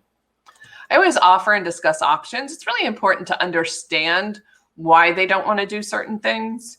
So especially like the dropping off the pet, there are times they're service pets, so they're serving some purpose for the client. There's times where they feel their dog has separation anxiety. I would also challenge, there's a lot of clients with separation anxiety. I usually consider their pet like their favorite teddy bear that they've been holding on since March 2020, and pulling that out of their arms could be very disruptive. And then if they're concerned about the handling or how long the pet's going to be there, finding that one thing, because you might just think, oh, they're concerned because they're scared we're going to do something wrong, when it might be that they're scared their pet's going to be there all day and they're going to miss a different appointment. So really, again, discussing options, discussing what the individual problem is. There's times when they don't want to be separated from their pet. So sometimes regular check-ins, or we'll call you every hour to update you on where the pet is in their treatment. And most of all, be sure your teams are following the same guidance that you're asking the clients to follow. Not necessarily outside of work, But if you're demanding masks and you're demanding people stay 6 feet apart, and your team comes back from lunch with no masks, hugging each other, and runs up and hugs a client that they haven't seen in a while, that immediately ruins your argument. So make sure when your teams are in the parking lot, all the way in the hospital, from the hospital out to the parking lot, that they're following the same guidance that you're requiring your clients to follow. And then there were more considerations about business health. So the increased demand for services, can we do that? Can you do that as a hospital? Do you need to limit only to clients you've seen before? Are there restrictions on the services by government? Obviously, I think a lot of those have gone down, but there was a worry for a while that they'd come back, especially if there were surges. And then the business health was severely impacted in veterinary medicine by staffing unpredictability. So you could be fine today and lose your whole staff tomorrow to COVID. You could be fine today and lose, a doctor who can't come in because they have some other concern. So really important problem for business or concern was, what do we do if our hospital doesn't have the staff? What do we do if our, hospital staff, we only find out that morning? And again, this is not super uncommon. I think with snowstorms or weather events, this can happen. I know whole hospitals that got the flu before COVID and people got sick. So having those types of considerations or backup plan or emergency plan of what happens is much easier to consider before it happens than while it's happening. Obviously, not a lot of people predicted a pandemic, but again, this is more than COVID. These are things that we can plan for everyday problems. I think client health was the most concerning that in my experience. Client exposure in the hospital, client's personal health status, and the client's ability to travel really made a difference in veterinary work and veterinary hospitals. The worst thing is to expose someone in a hospital to COVID. But what if, that client is immunosuppressed? What if they can't make it into the hospital? What are our options? And these were where some of the pushes towards telemedicine, some of the opening up of the ability to refill prescriptions without exams. The AVMA and state regulators really tried to make this easier, but it was still things to consider. Again, we deal with zoonotic diseases, but that's not exposure necessarily in the hospital. That's more exposure from their personal pet. And they had to share more personal health concerns due to COVID. One thing to always remember with all clients is they need to hear instructions more than once. There is a scientific fact that chronic stress causes memory loss. And if COVID's anything, it's chronic stress. So if you think about that, there's some memory loss on the client side. Also, there's some memory loss on your team side. And what does that lead to? It leads to misunderstandings. It leads to not hearing instructions. So I really stress with our team, the more we can repeat something, even if it seems super repetitive, the better. And the more we can give different mediums for instructions. So we discuss instructions. We email them afterwards. And we send them home with a piece of paper. So if they lost the paper, they have the email. If they forgot what was said, they have it written down. Really important for clients that they understand what we were trying to communicate and that it's retained. I really feel that clients need extra communication from the doctors. If they're not having one-on-one exam room time, really important that they're having the communication that's thorough and perhaps follow-up communication from the doctor. Because when you have a conversation, you can remember face-to-face versus when you're on a phone call, again, or a piece of paper. It's really important. With drop-off and curbside, there are definitely veterinary hospitals where the doctor never comes out of the hospital. It's brought in by a vet assistant, brought out by a vet assistant. So again, that communication with the doctor is vital. And kind of like the mask debate, clients want you to consider their requests for exceptions. Might not be possible. Again, someone who walks in and says they want to, breathe on you from 1 foot apart, it's not going to be possible, but we should give an effort to find a way of what they'd be agreeable to. One of my friends who's a social worker said, you have to have a strong back. So we know what we're going to do and what not, what we are going to put our employees' health risks at and what we're not going to do to prevent exposure. But you need to have that soft front. So you have the hard back of this is our stop. But that doesn't mean that's all the client sees. Nope, we can't do it. Nope.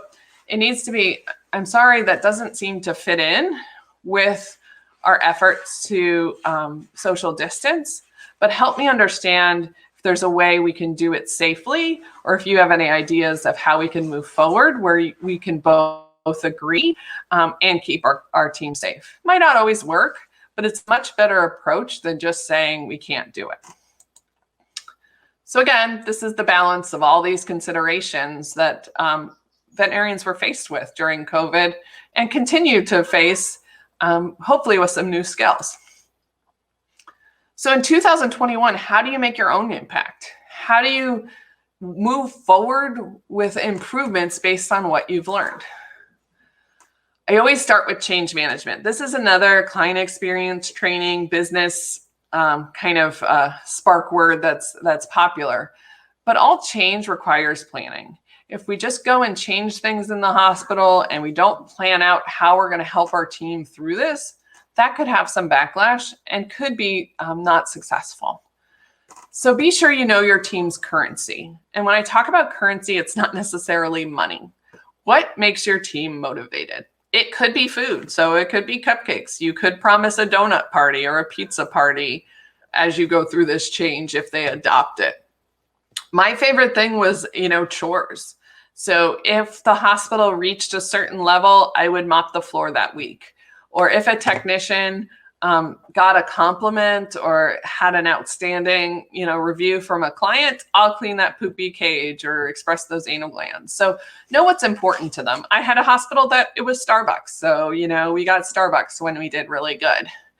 You should also know their pain points. So what makes them hurt? What are their frustrations? If you can connect the change you want to do with something that relieves their pain points, it's going to increase their motivation to help you make that change.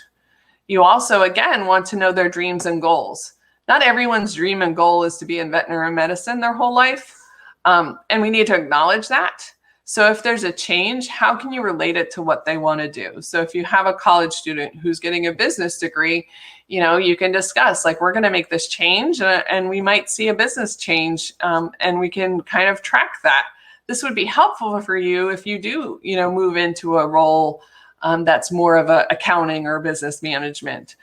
If someone's a new doctor and their dream is to own a practice, here's how we're going to change this. I think this is a good experience for you to do. So in the future, you'd be able to lead change in your own practice. So, finding these things that really connect this change to your team can make a huge difference.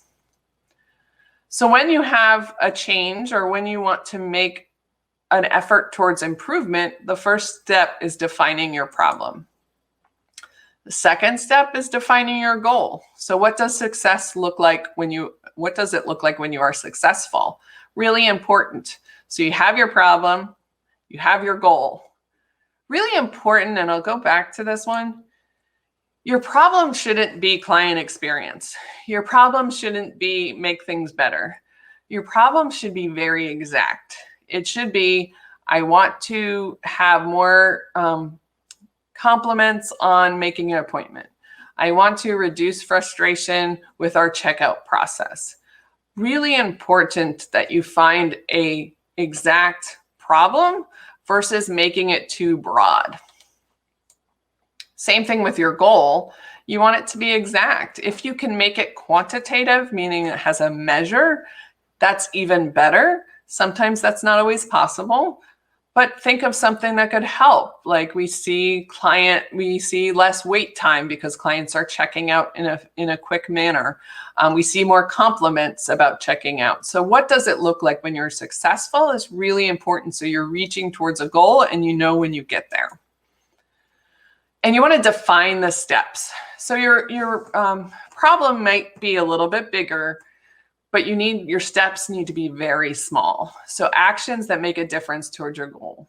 You want to make that step and evaluate it after 2 weeks of consistent performance, and only make 1 to 2 changes at a time. It's kind of like when you start feeding babies. You introduce one food, you wait a little while, and then you see how it goes before you change something else. So, and I talk about consistent performance. So if it took your team a week to kind of figure out what that step was, then you might need to add another week and only evaluate after 2 weeks. So if it's improving your checkout time, it may be, the first goal may be, how do you announce that someone's here to pick up? How does your VA walk the client to the front desk to checkout?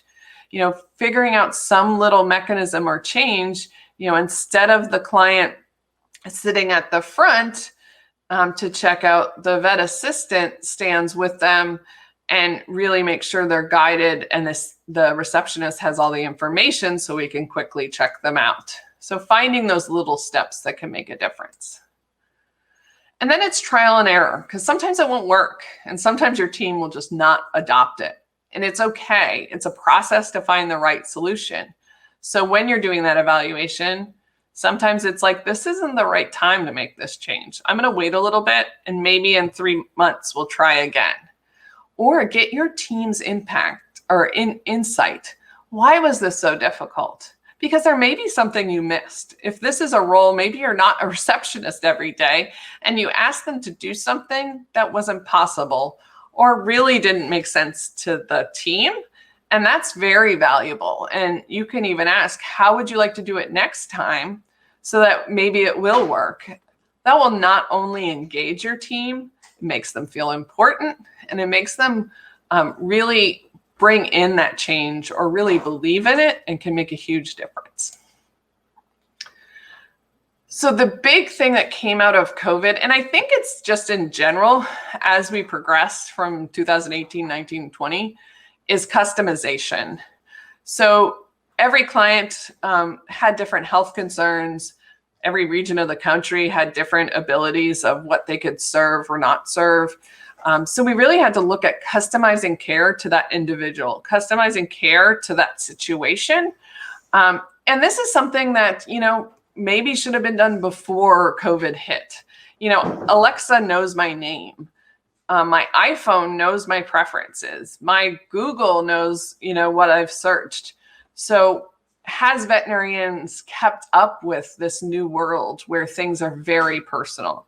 That, does your website say, "Hi, Heidi," if you logged in? These are things that are an expectation from the world or are being done in all sorts of different industries. And is that being done in your practice? Obviously, things like the pictures on the receipts have been something to more customize, but can that be pushed further? So customization is a modification made to something to suit a particular individual or task. And what we're really looking at is, how do we suit that particular individual or that breed or that dog's age? Are things being very personalized? Do the emails reflect, that they have a 15-year-old dog versus a 3-week-old dog? So really trying to look how we can individualize care of pets in veterinary medicine. And again, in Harvard Business Review, there are business approaches to customization. And there's a couple different ways, and some might work really well for your practice and some may not. So the first one I think is probably the most common in veterinary industry is, open dialogue. So, what do the clients want? Do the clients say, "Hey, can I text you?" Or do the clients say, "It would be really helpful if you could email my receipt?" So you might solicit desires and track them. So you have a dialogue, like, is there something we could be doing that you would enjoy more? So that's truly, soliciting in a conversation with the clients. The second one is where you offer options ahead of time. So if you offer and say, "Hey, you can email, phone, or text us," that is customizing to what the client's choice is in that moment. But the choices are available, so they might not have asked for text, but you put it out there. Online pharmacy scripts or in-house filling, which do you prefer? These are the options available so they can choose. And that's very powerful. And a lot of times that's very helpful because if you ask a client what they want, they might not be able to say it. The third type, appeal or cosmetic, is trying to put your clients in buckets or customer types of what they may prefer. So, if it's an older dog, you might have your receptionist say, this is the type of team, or this is the type of client that we want to appeal to with this method or that method. So, it's something that if you have a customer type where it's an older dog, can we say, hey, do you need help coming in? Would you like curbside? If it's an older dog, you might say, would you like a appointment in the morning? Or, so knowing your customer types, and that could be pet type. That could be, if these clients have children, they're talking about school during the appointment, could you put something in that this client prefers afternoon appointments? So really trying to guide the team on how to appeal to different types of clients. The new puppy owner, let's make sure that we have lots of time. Let's make sure that they write down their questions before they come in. So really trying to customize that way. So even if they could send their questions beforehand, so that even that whole visit is customized for what they want to learn.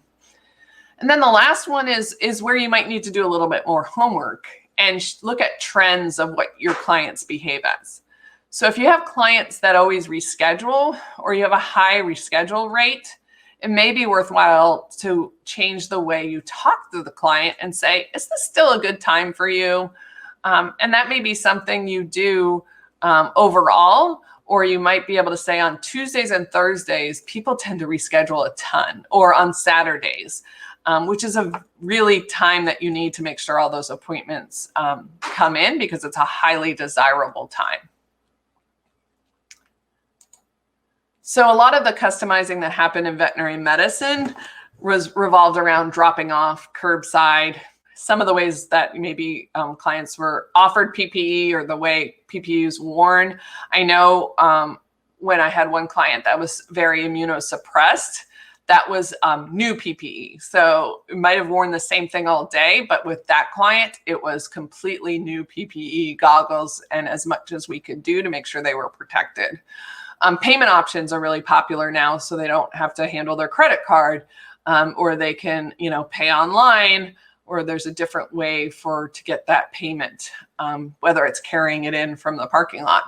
Obviously, telemedicine and some technology, so communicating through chat, text, even direct messaging on social media. And then services delivery like online pharmacies, which were, coming forward a lot in the last couple of years, but COVID really pushed it to that next level. So what were some barriers? So obviously there's barriers to customizing. And the two that I found the most impactful is the lack of agility and being paralyzed by policy. And these tend to somewhat be related. So healthcare during COVID, this was our opportunity. And I say our because it's not just veterinary medicine. I think it's human medicine, become more agile. So to become more ability to change in a moment. I started veterinary medicine in 1992, and I don't know that much has changed. I mean, you walk the dog in, you see the receptionist, you see the tech, you see the doctor, you walk the dog out, and you go home. Yes, digital radiology and a lot of our care has advanced, but has really the client experience changed? Not really. So this year, in this article, it said that healthcare was lagging behind of what patients wanted. There's a lot of technology to improve health, to improve ease, like they do in every other industry.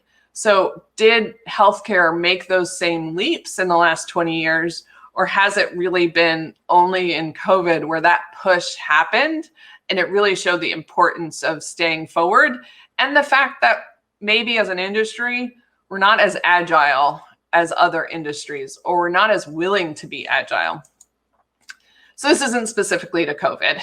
I think embracing change and innovation is difficult. I think that some people do it better than others, but it is a skill that will benefit long after the pandemic. And this is a McKinsey article where it said that in order to survive or thrive, businesses had to embrace agility at scale, which means overall at big points, they needed to embrace agility to make changes. It was survive and thrive, or, stay the same and not thrive. So really important when you look at, operating a business in the age of turbulence, really important that you're able to change, and that change comfortably. Another barrier is hospital policies. So it becomes very difficult when a client experience person is powerless to help. So there may be a policy in place that is very standard and not bending. And when that person comes across to that, or comes, a client challenges that policy and your team is powerless to help, that again can escalate a concern. And it tends to be new and poor performing employees. This was a Harvard Business Review article about supporting customer service through the corona. And they found that 27% of poor performing employees or new employees just hid behind the policy. So this is my decision. Why do you decide that? Because it's our policy. We're excellent, well-performing employees, people who do their job well, wouldn't just say it's the policy. Maybe they would explain it. Maybe they would say that there's something they can do. So how you change, this reaction or this barrier of hospital policies is, one, to empower the team. So do they have the ability to look at the policy, look at the situation, and make a reasonable change or accommodation? Or is this just set in stone? Trust your team, train your team, make sure they have the ability to either question and escalate. So maybe they don't make the change, but changing the language to advocacy. Let's see how we can figure something out. Let me talk to someone to see if there's any way I can get you what you want. So again, really important that we're not hitting walls, that we're not making things harder by setting these set in stone policies, and that our team has a way to answer them. Because the answer is just not that this is policy and we can't do anything about it. They have to have an ability to act. And are we constraining them to not act or not find problems? Because, sometimes these reasonable changes will actually become permanent changes that can make a difference in your client experience just because someone asked to think outside the box. And as hard as changes and as hard as, wiggling on some policies, it's amazingly freeing to try new things. So this was the time to try new things. Try a new haircut or not cut your hair. Try homeschooling. There's a lot in our households that changed, and some of them will be for the better and stay long term. So the freedom to embrace each new thing, each new problem as a chance to try something different. Maybe you didn't have that push to shake things up or to alter the way. Maybe you never had the push to try some sort of drop off or curbside. Will you keep it after COVID? Will some clients really enjoy it and want to keep it? And then you have a whole different way of delivery and maybe some really happy clients. Because if you think about things like curbside, think about that mom who has 3 kids in the car that has to get them all out and the golden retriever, get them in the hospital, and then get everybody back in their chairs. That would be really difficult. And maybe curbside is something we should have been offering for a long time. Maybe, that person who has the dog who's very difficult to get out of the car, maybe they have mobility concerns. That person probably should have had curbside long before COVID occurred. So this wasn't a chance to embrace these new ways of thinking or be pushed into them, which felt very painful, but probably maybe something, again, for the better. So in summary, you should really know your client culture. You should know your team's emotions and get it out in the open so you can address it. You want to balance your considerations to do the next step. You want to look at the whole picture.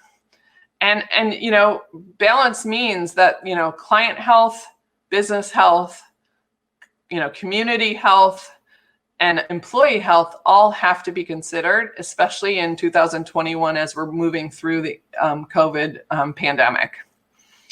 It's important to plan and manage change as much as you can. The more you plan it, the more you can really get out of the change and know when you're being successful. You want to look at tackling your barriers. I just gave 2 examples of barriers, but what's the barrier in your hospital? and continue what started to improve your hospital. So just because maybe in July, COVID is not a big thing, doesn't mean that some of the changes you made weren't valuable. So don't just throw everything away because there's no longer the impending doom of the pandemic. And disruption and analyzing your disruption can lead to great improvements.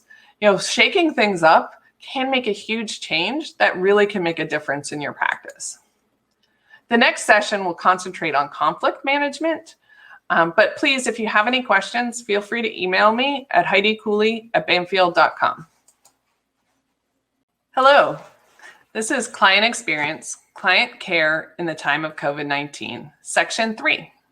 My name is Heidi Cooley. I'm a veterinarian in Vancouver, Washington. I received my veterinary degree from Auburn University. I'm certified as a hospice and palliative care veterinarian. I also completed a certification in client experience. I serve as the Senior Management of Client Experience and Advocacy for Banfield Pet Hospital.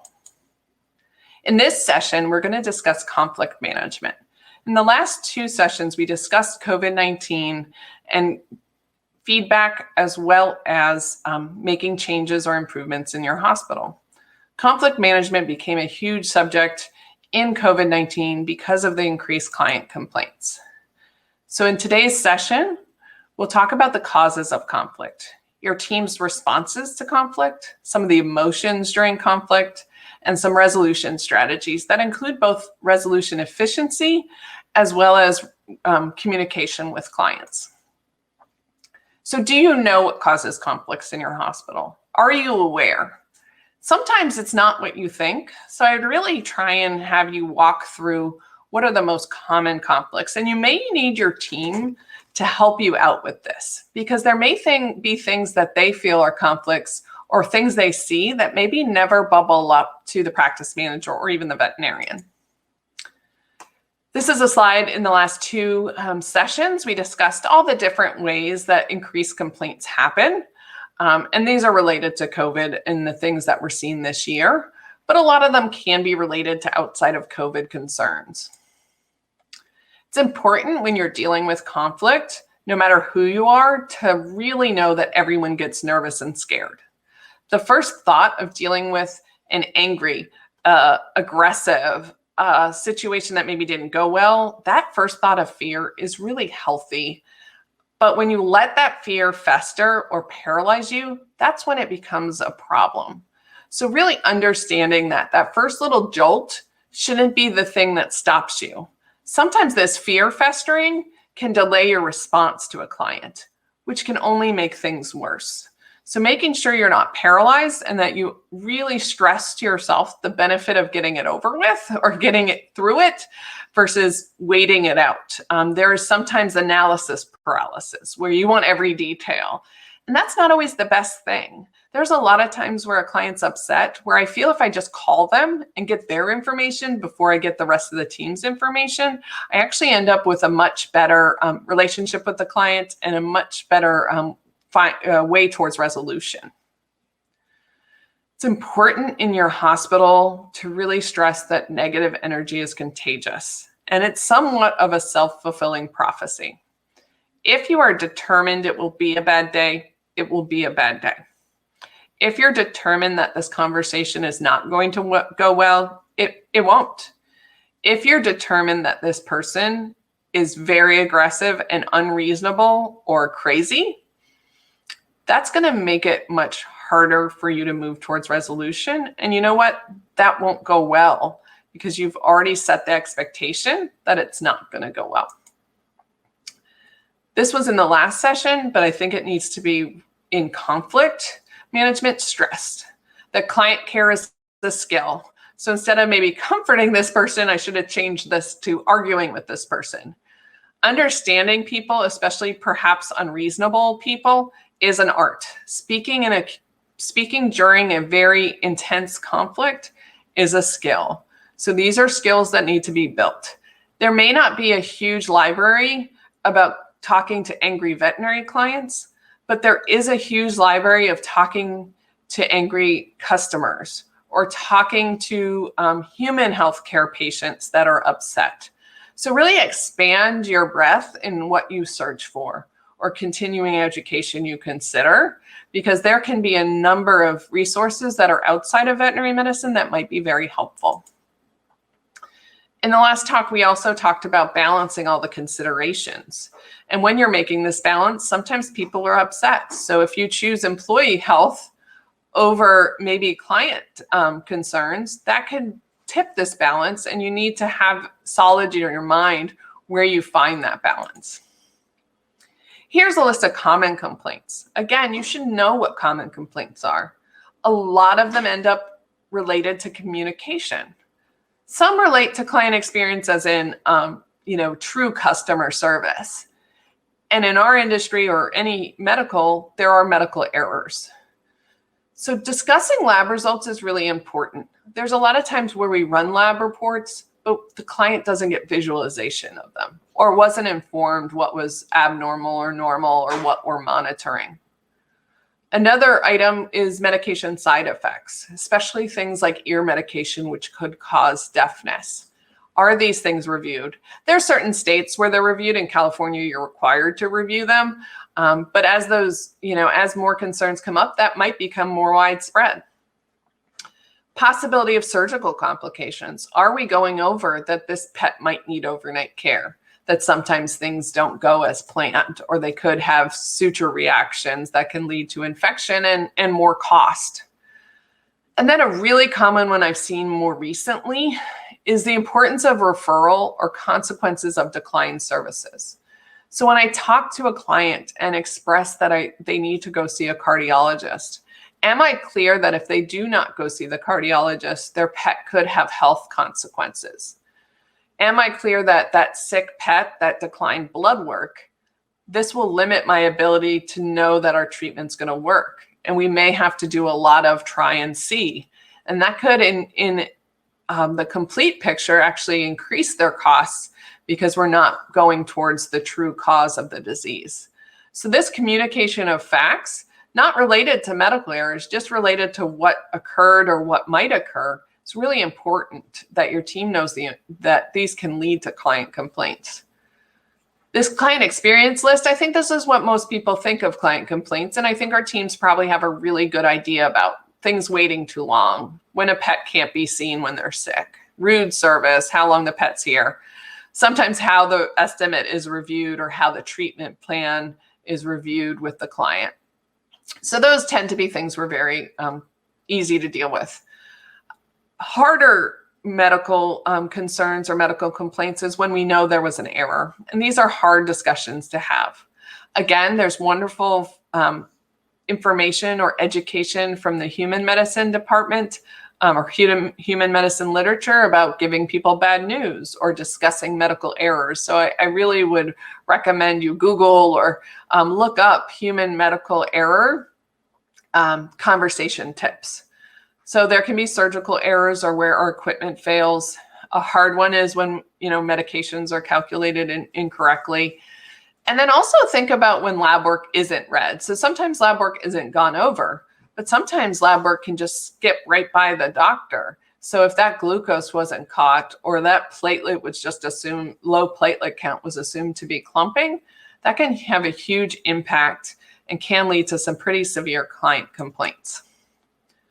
So your team, really evaluating, is your team prepared? Do they have the will to deal with client conflicts, and do they have the skills to deal with it?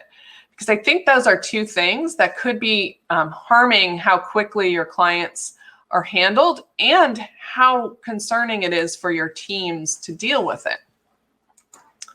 So the skill. Practice managers should not be the only one trained in handling client concerns. And we see that, a common practice is, let's take a message for the manager. So let's see, how the manager can call you back. Where it is important to see everyone's role in that client concern and perhaps the ability of that doctor who treated that pet to fix that problem in the moment. The technician who perhaps educated that client on a medical service or a medication, could they help resolve the concern in the moment? And then the receptionists, who are really our client service coordinators, how can they be involved in handling client concerns? And they may not handle it from start to finish, but just pawning it off on the practice manager is concerning. So why might these people not handle it? Do they know how? It's very scary as a doctor to go and talk to an angry client, especially if you're a new grad or you haven't had to deal with it. So, getting those skills, saying this is the skill that you need, as much as putting in a catheter, as much as doing surgery. Can you discuss upset client concerns? And then there's a will. So do they understand that do they have the skill, and do they want to? And they may not want to, but they need to understand it's part of their role. And they need to understand that they can make a difference and that it won't go poorly. So that will a lot has to do with bad experience in the past or no experience in the past. Again, receptionists need to understand their role. They're going to get a number of complaints because they're the figurehead of the hospital. They're the person out front. They will get complaints about the medical team. And if that really can cause problems or burnout on your receptionist, perhaps reframing their role or helping them understand that it's not directed at them, it's directed towards the practice, and they're the ones who stand there as the person to help the clients.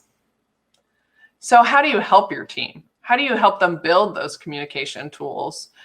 I really find that there's two things that are, not actual toolkits like your emergency room box, but thinking things as toolkits of how do we help them? What do you have in your communication toolkit?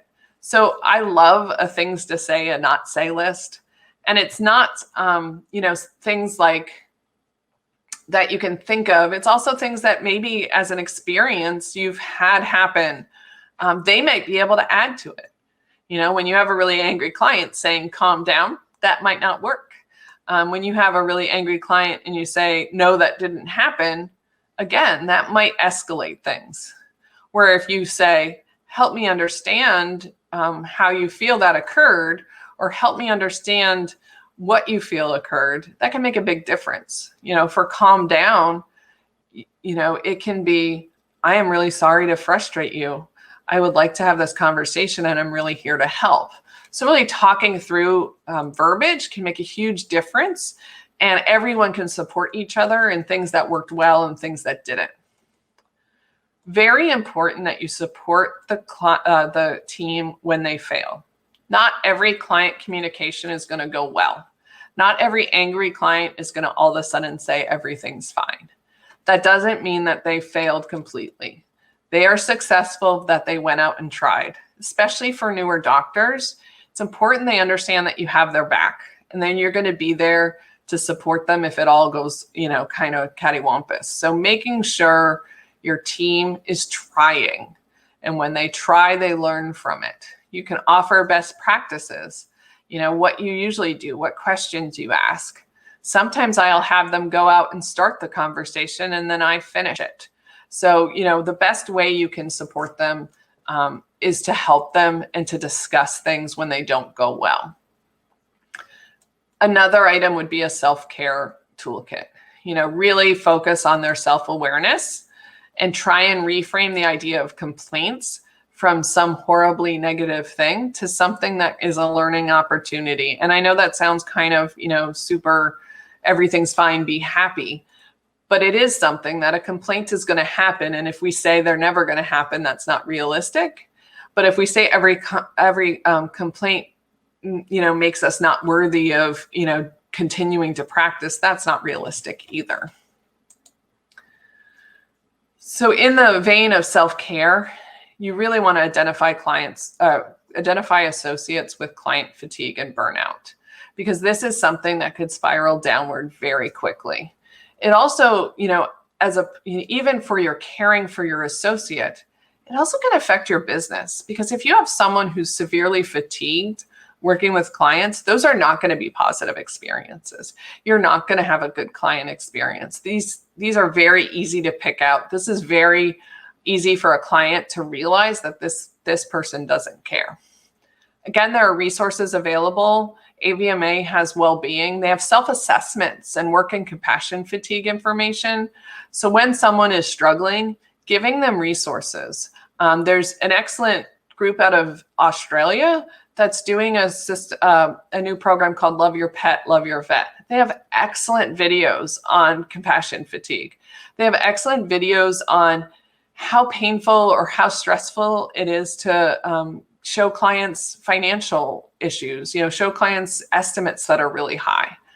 And then Ask Suicide Awareness. Ask is a program out for all veterinary professionals. Banfield put it out for public use, and it's a veterinary team suicide awareness training program so that we can identify when it goes from client fatigue to definitely a suicide concern.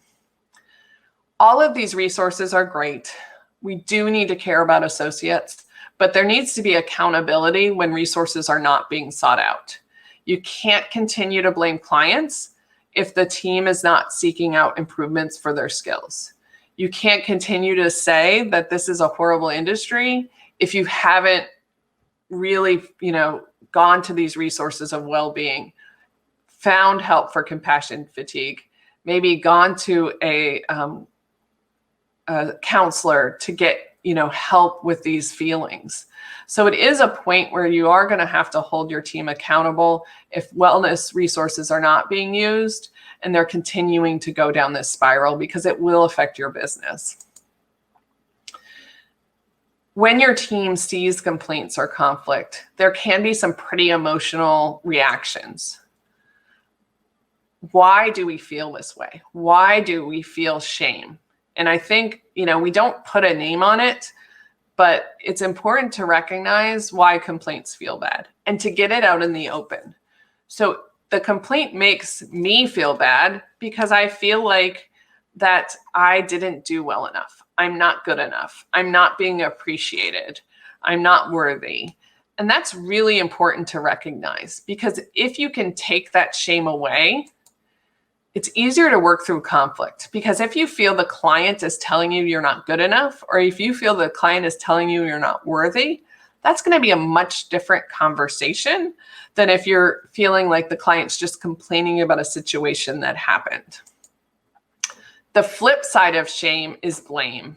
And this is something that, again, occurred probably pretty frequently in COVID. We blamed COVID for a lot of different things as a veterinary industry. Or veterinary associates blamed COVID. And blame is the discharging of discomfort, pain, and anger. And if you haven't read or watched any of Brene Brown's information or literature, it's wonderful in talking about why blame can be really corrosive to relationships. Because when you blame the client, that is not building the relationship. So really opening the conversation of why we're blaming someone. Acknowledge these feelings with the team and discuss why. So both shame and blame should be a discussion with the team when someone's really frustrated, or with that associate individually. It's really important that we understand that, some of the blame is concerns that we're being blamed. So if we were blamed for the pet being injured, we blame back that the client's not taking care of them. And again, that is not a way to move forward.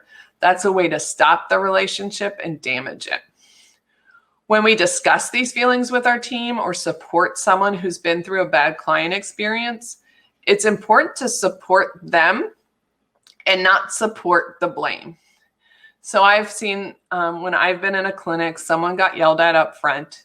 They come to the back and everyone crowds around and they have a massive client bashing session. I would really try your hardest to stop this behavior.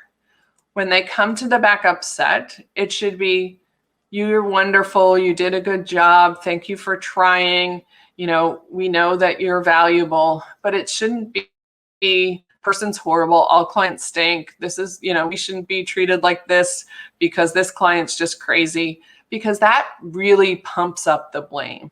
That really pumps up the negative energy, and that really doesn't work towards a positive client impact, because when that gets pumped up, those people walk back up front and have a new conversation with maybe not even an angry client, and is it going to go as well? Is it going to be something that's positive? And are they going to give that client their best self?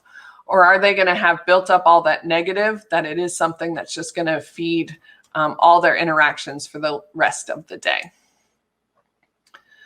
So it's good to have conflict resolution strategies. It's good to have a roadmap going forward before you have the conflict, because thinking about it on the fly can be very difficult.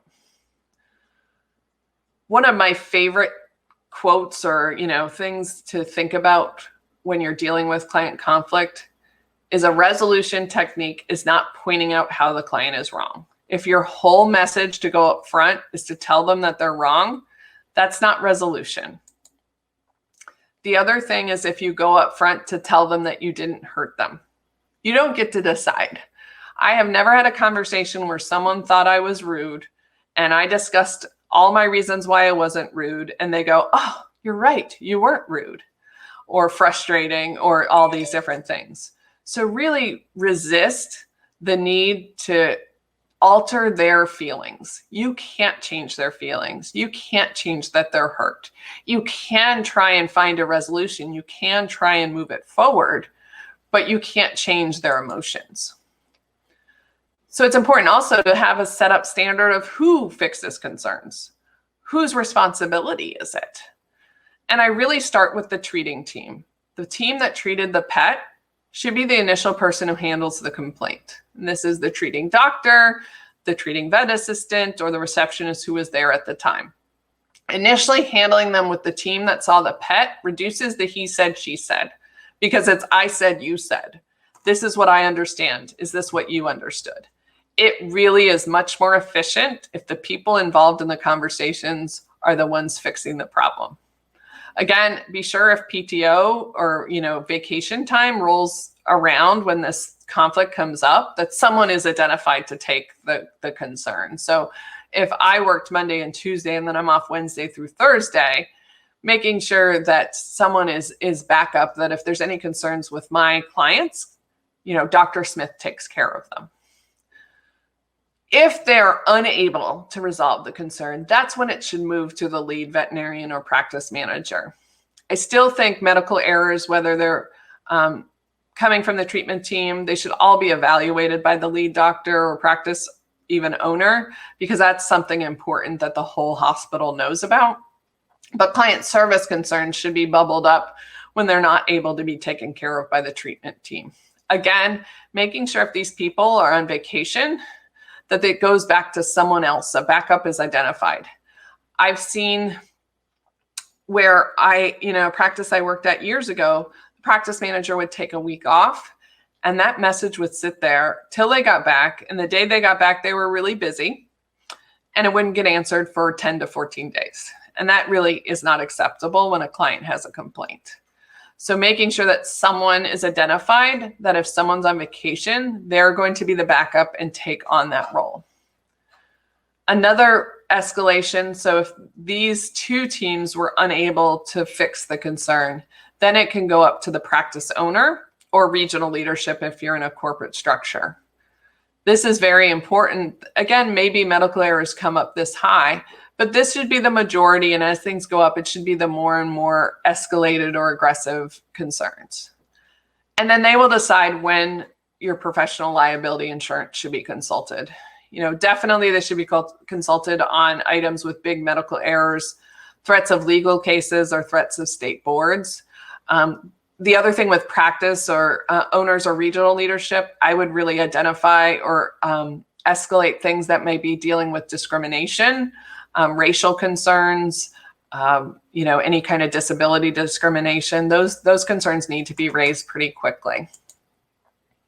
So the essentials, and I think we discussed this a little bit in the last session: say you're sorry, have an open mind, validate their feelings, and work towards a resolution, not towards an agreement of facts. And validating your feelings, again, isn't saying you did something wrong.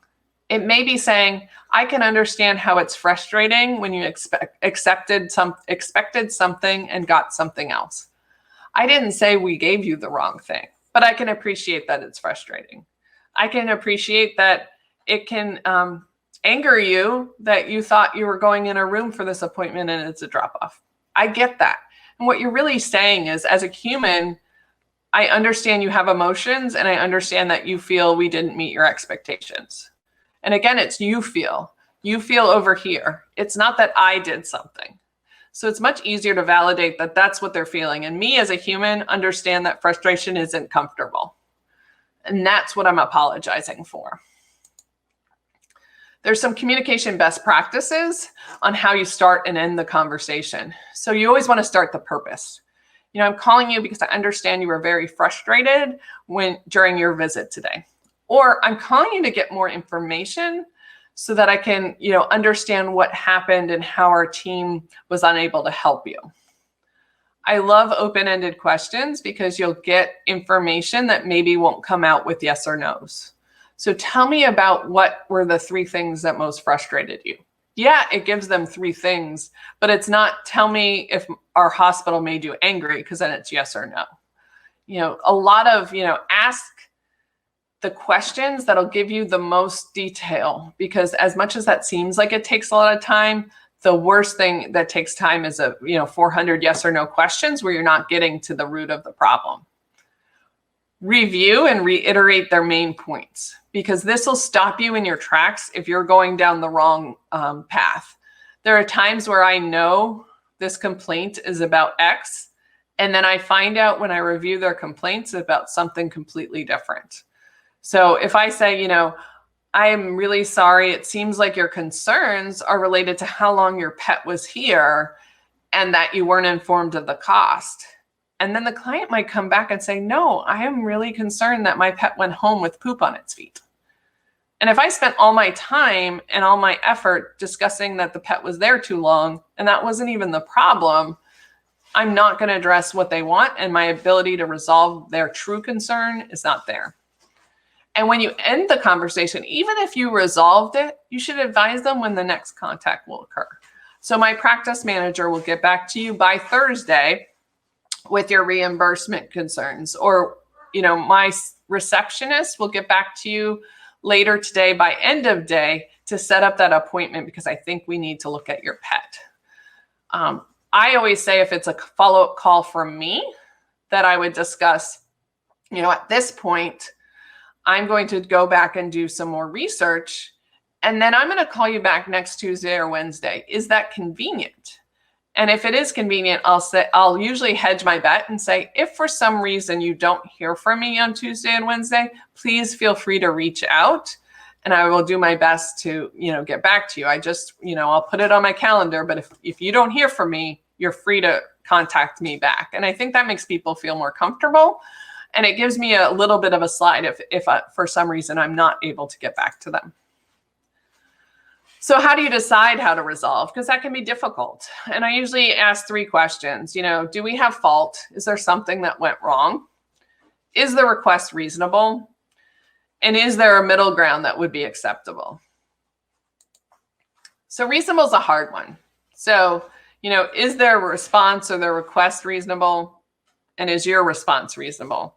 And why I talk about how reasonable their ask is because if they're asking for $5, even without fault, I may give them their $5, because is it worth the time and discussion to fight over $5? And could I repair this whole client relationship by saying, I understand this is important to you. I understand we didn't meet your concerns. I'm happy to reimburse you that $5. And then you come out on top and you preserve that relationship and you preserve that trust. You can still back up your medical team and saying, in my review, I really don't see any medical errors, but I understand you're upset. So I'm going to go ahead and refund you that office visit. And I think that's a reasonable response, even if there's not an opportunity that we found to do better work. So these are things to consider. And remember, your goal is not winning, demeaning, debating, or haggling. So be careful if you get into haggling or bartering, because that is not a goal. It shouldn't be, I'll give you $5. How about 10? Okay, how about 15? Because that can be very damaging and it doesn't make sense. And I am very much that I will look at what you're requesting and do you have paperwork, backup, a reason for this? Because I can't just write a blank check. And that's usually what I'll explain to clients when they're asking, I think I deserve $500. And having the discussion is, I really need to back up this $500. Can you help me understand where this figure is coming from? Is there a receipt? Is there something that I can understand where this cost was to you so I can feel more empowered to help you? And clarity is really important. So are you making it clear? Is the resolution clear and understood? And I always say restating the decision at the end is really important, because after a long conversation, the client might not remember what they agreed to. And sometimes after some thinking, it might have changed in their agreement of what the next steps are.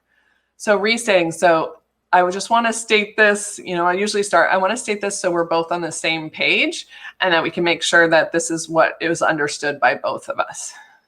I'm agreeing that we will move forward with X, and you understand that this is not something that we're going to change moving forward. Written agreements should be considered if any of the details are confusing. So if you can get it in writing, and if you have a way to put it in writing, that's very helpful, because sometimes when people see it in writing, it makes it more concrete. And the timing of any reimbursement or refund should be clear and followed through as promised.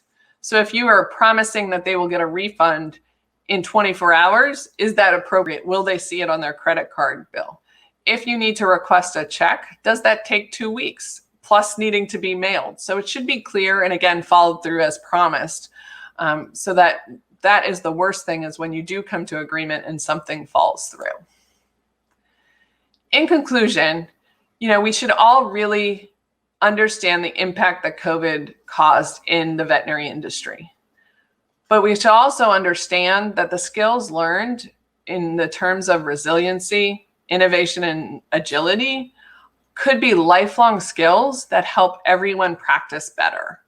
These are skills that maybe we were pushed into forming, but should not be just left on the curb when COVID is less important.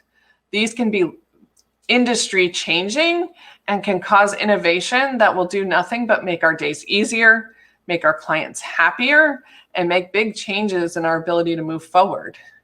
When you're pushed to improve technology and customization, that might have been painful. But again, telemedicine and curbside and a lot of these things will make huge differences going forward. And it's important you keep that innovation and agility in our mind moving through 2021. Because as you are more agile, as you're constantly innovating, the teams will become more comfortable with change, which is hard. Like I said, I started veterinary medicine in 1992 was my first job, and not much has changed. So how do we be that disruptor? How do we take this introduction to change and resilience and moving through the world and make our practice better, or make our ability and our comfort with moving forward to the point that it's every day and we're keeping up with the iPhone or Alexa, and we're making these big jumps that can make us really seem more modern and more up to date with the rest of the businesses in the world. I appreciate your time, and I thank the TVMA. Again, if you have questions, feel free to email me at heidi.cooley@banfield.com.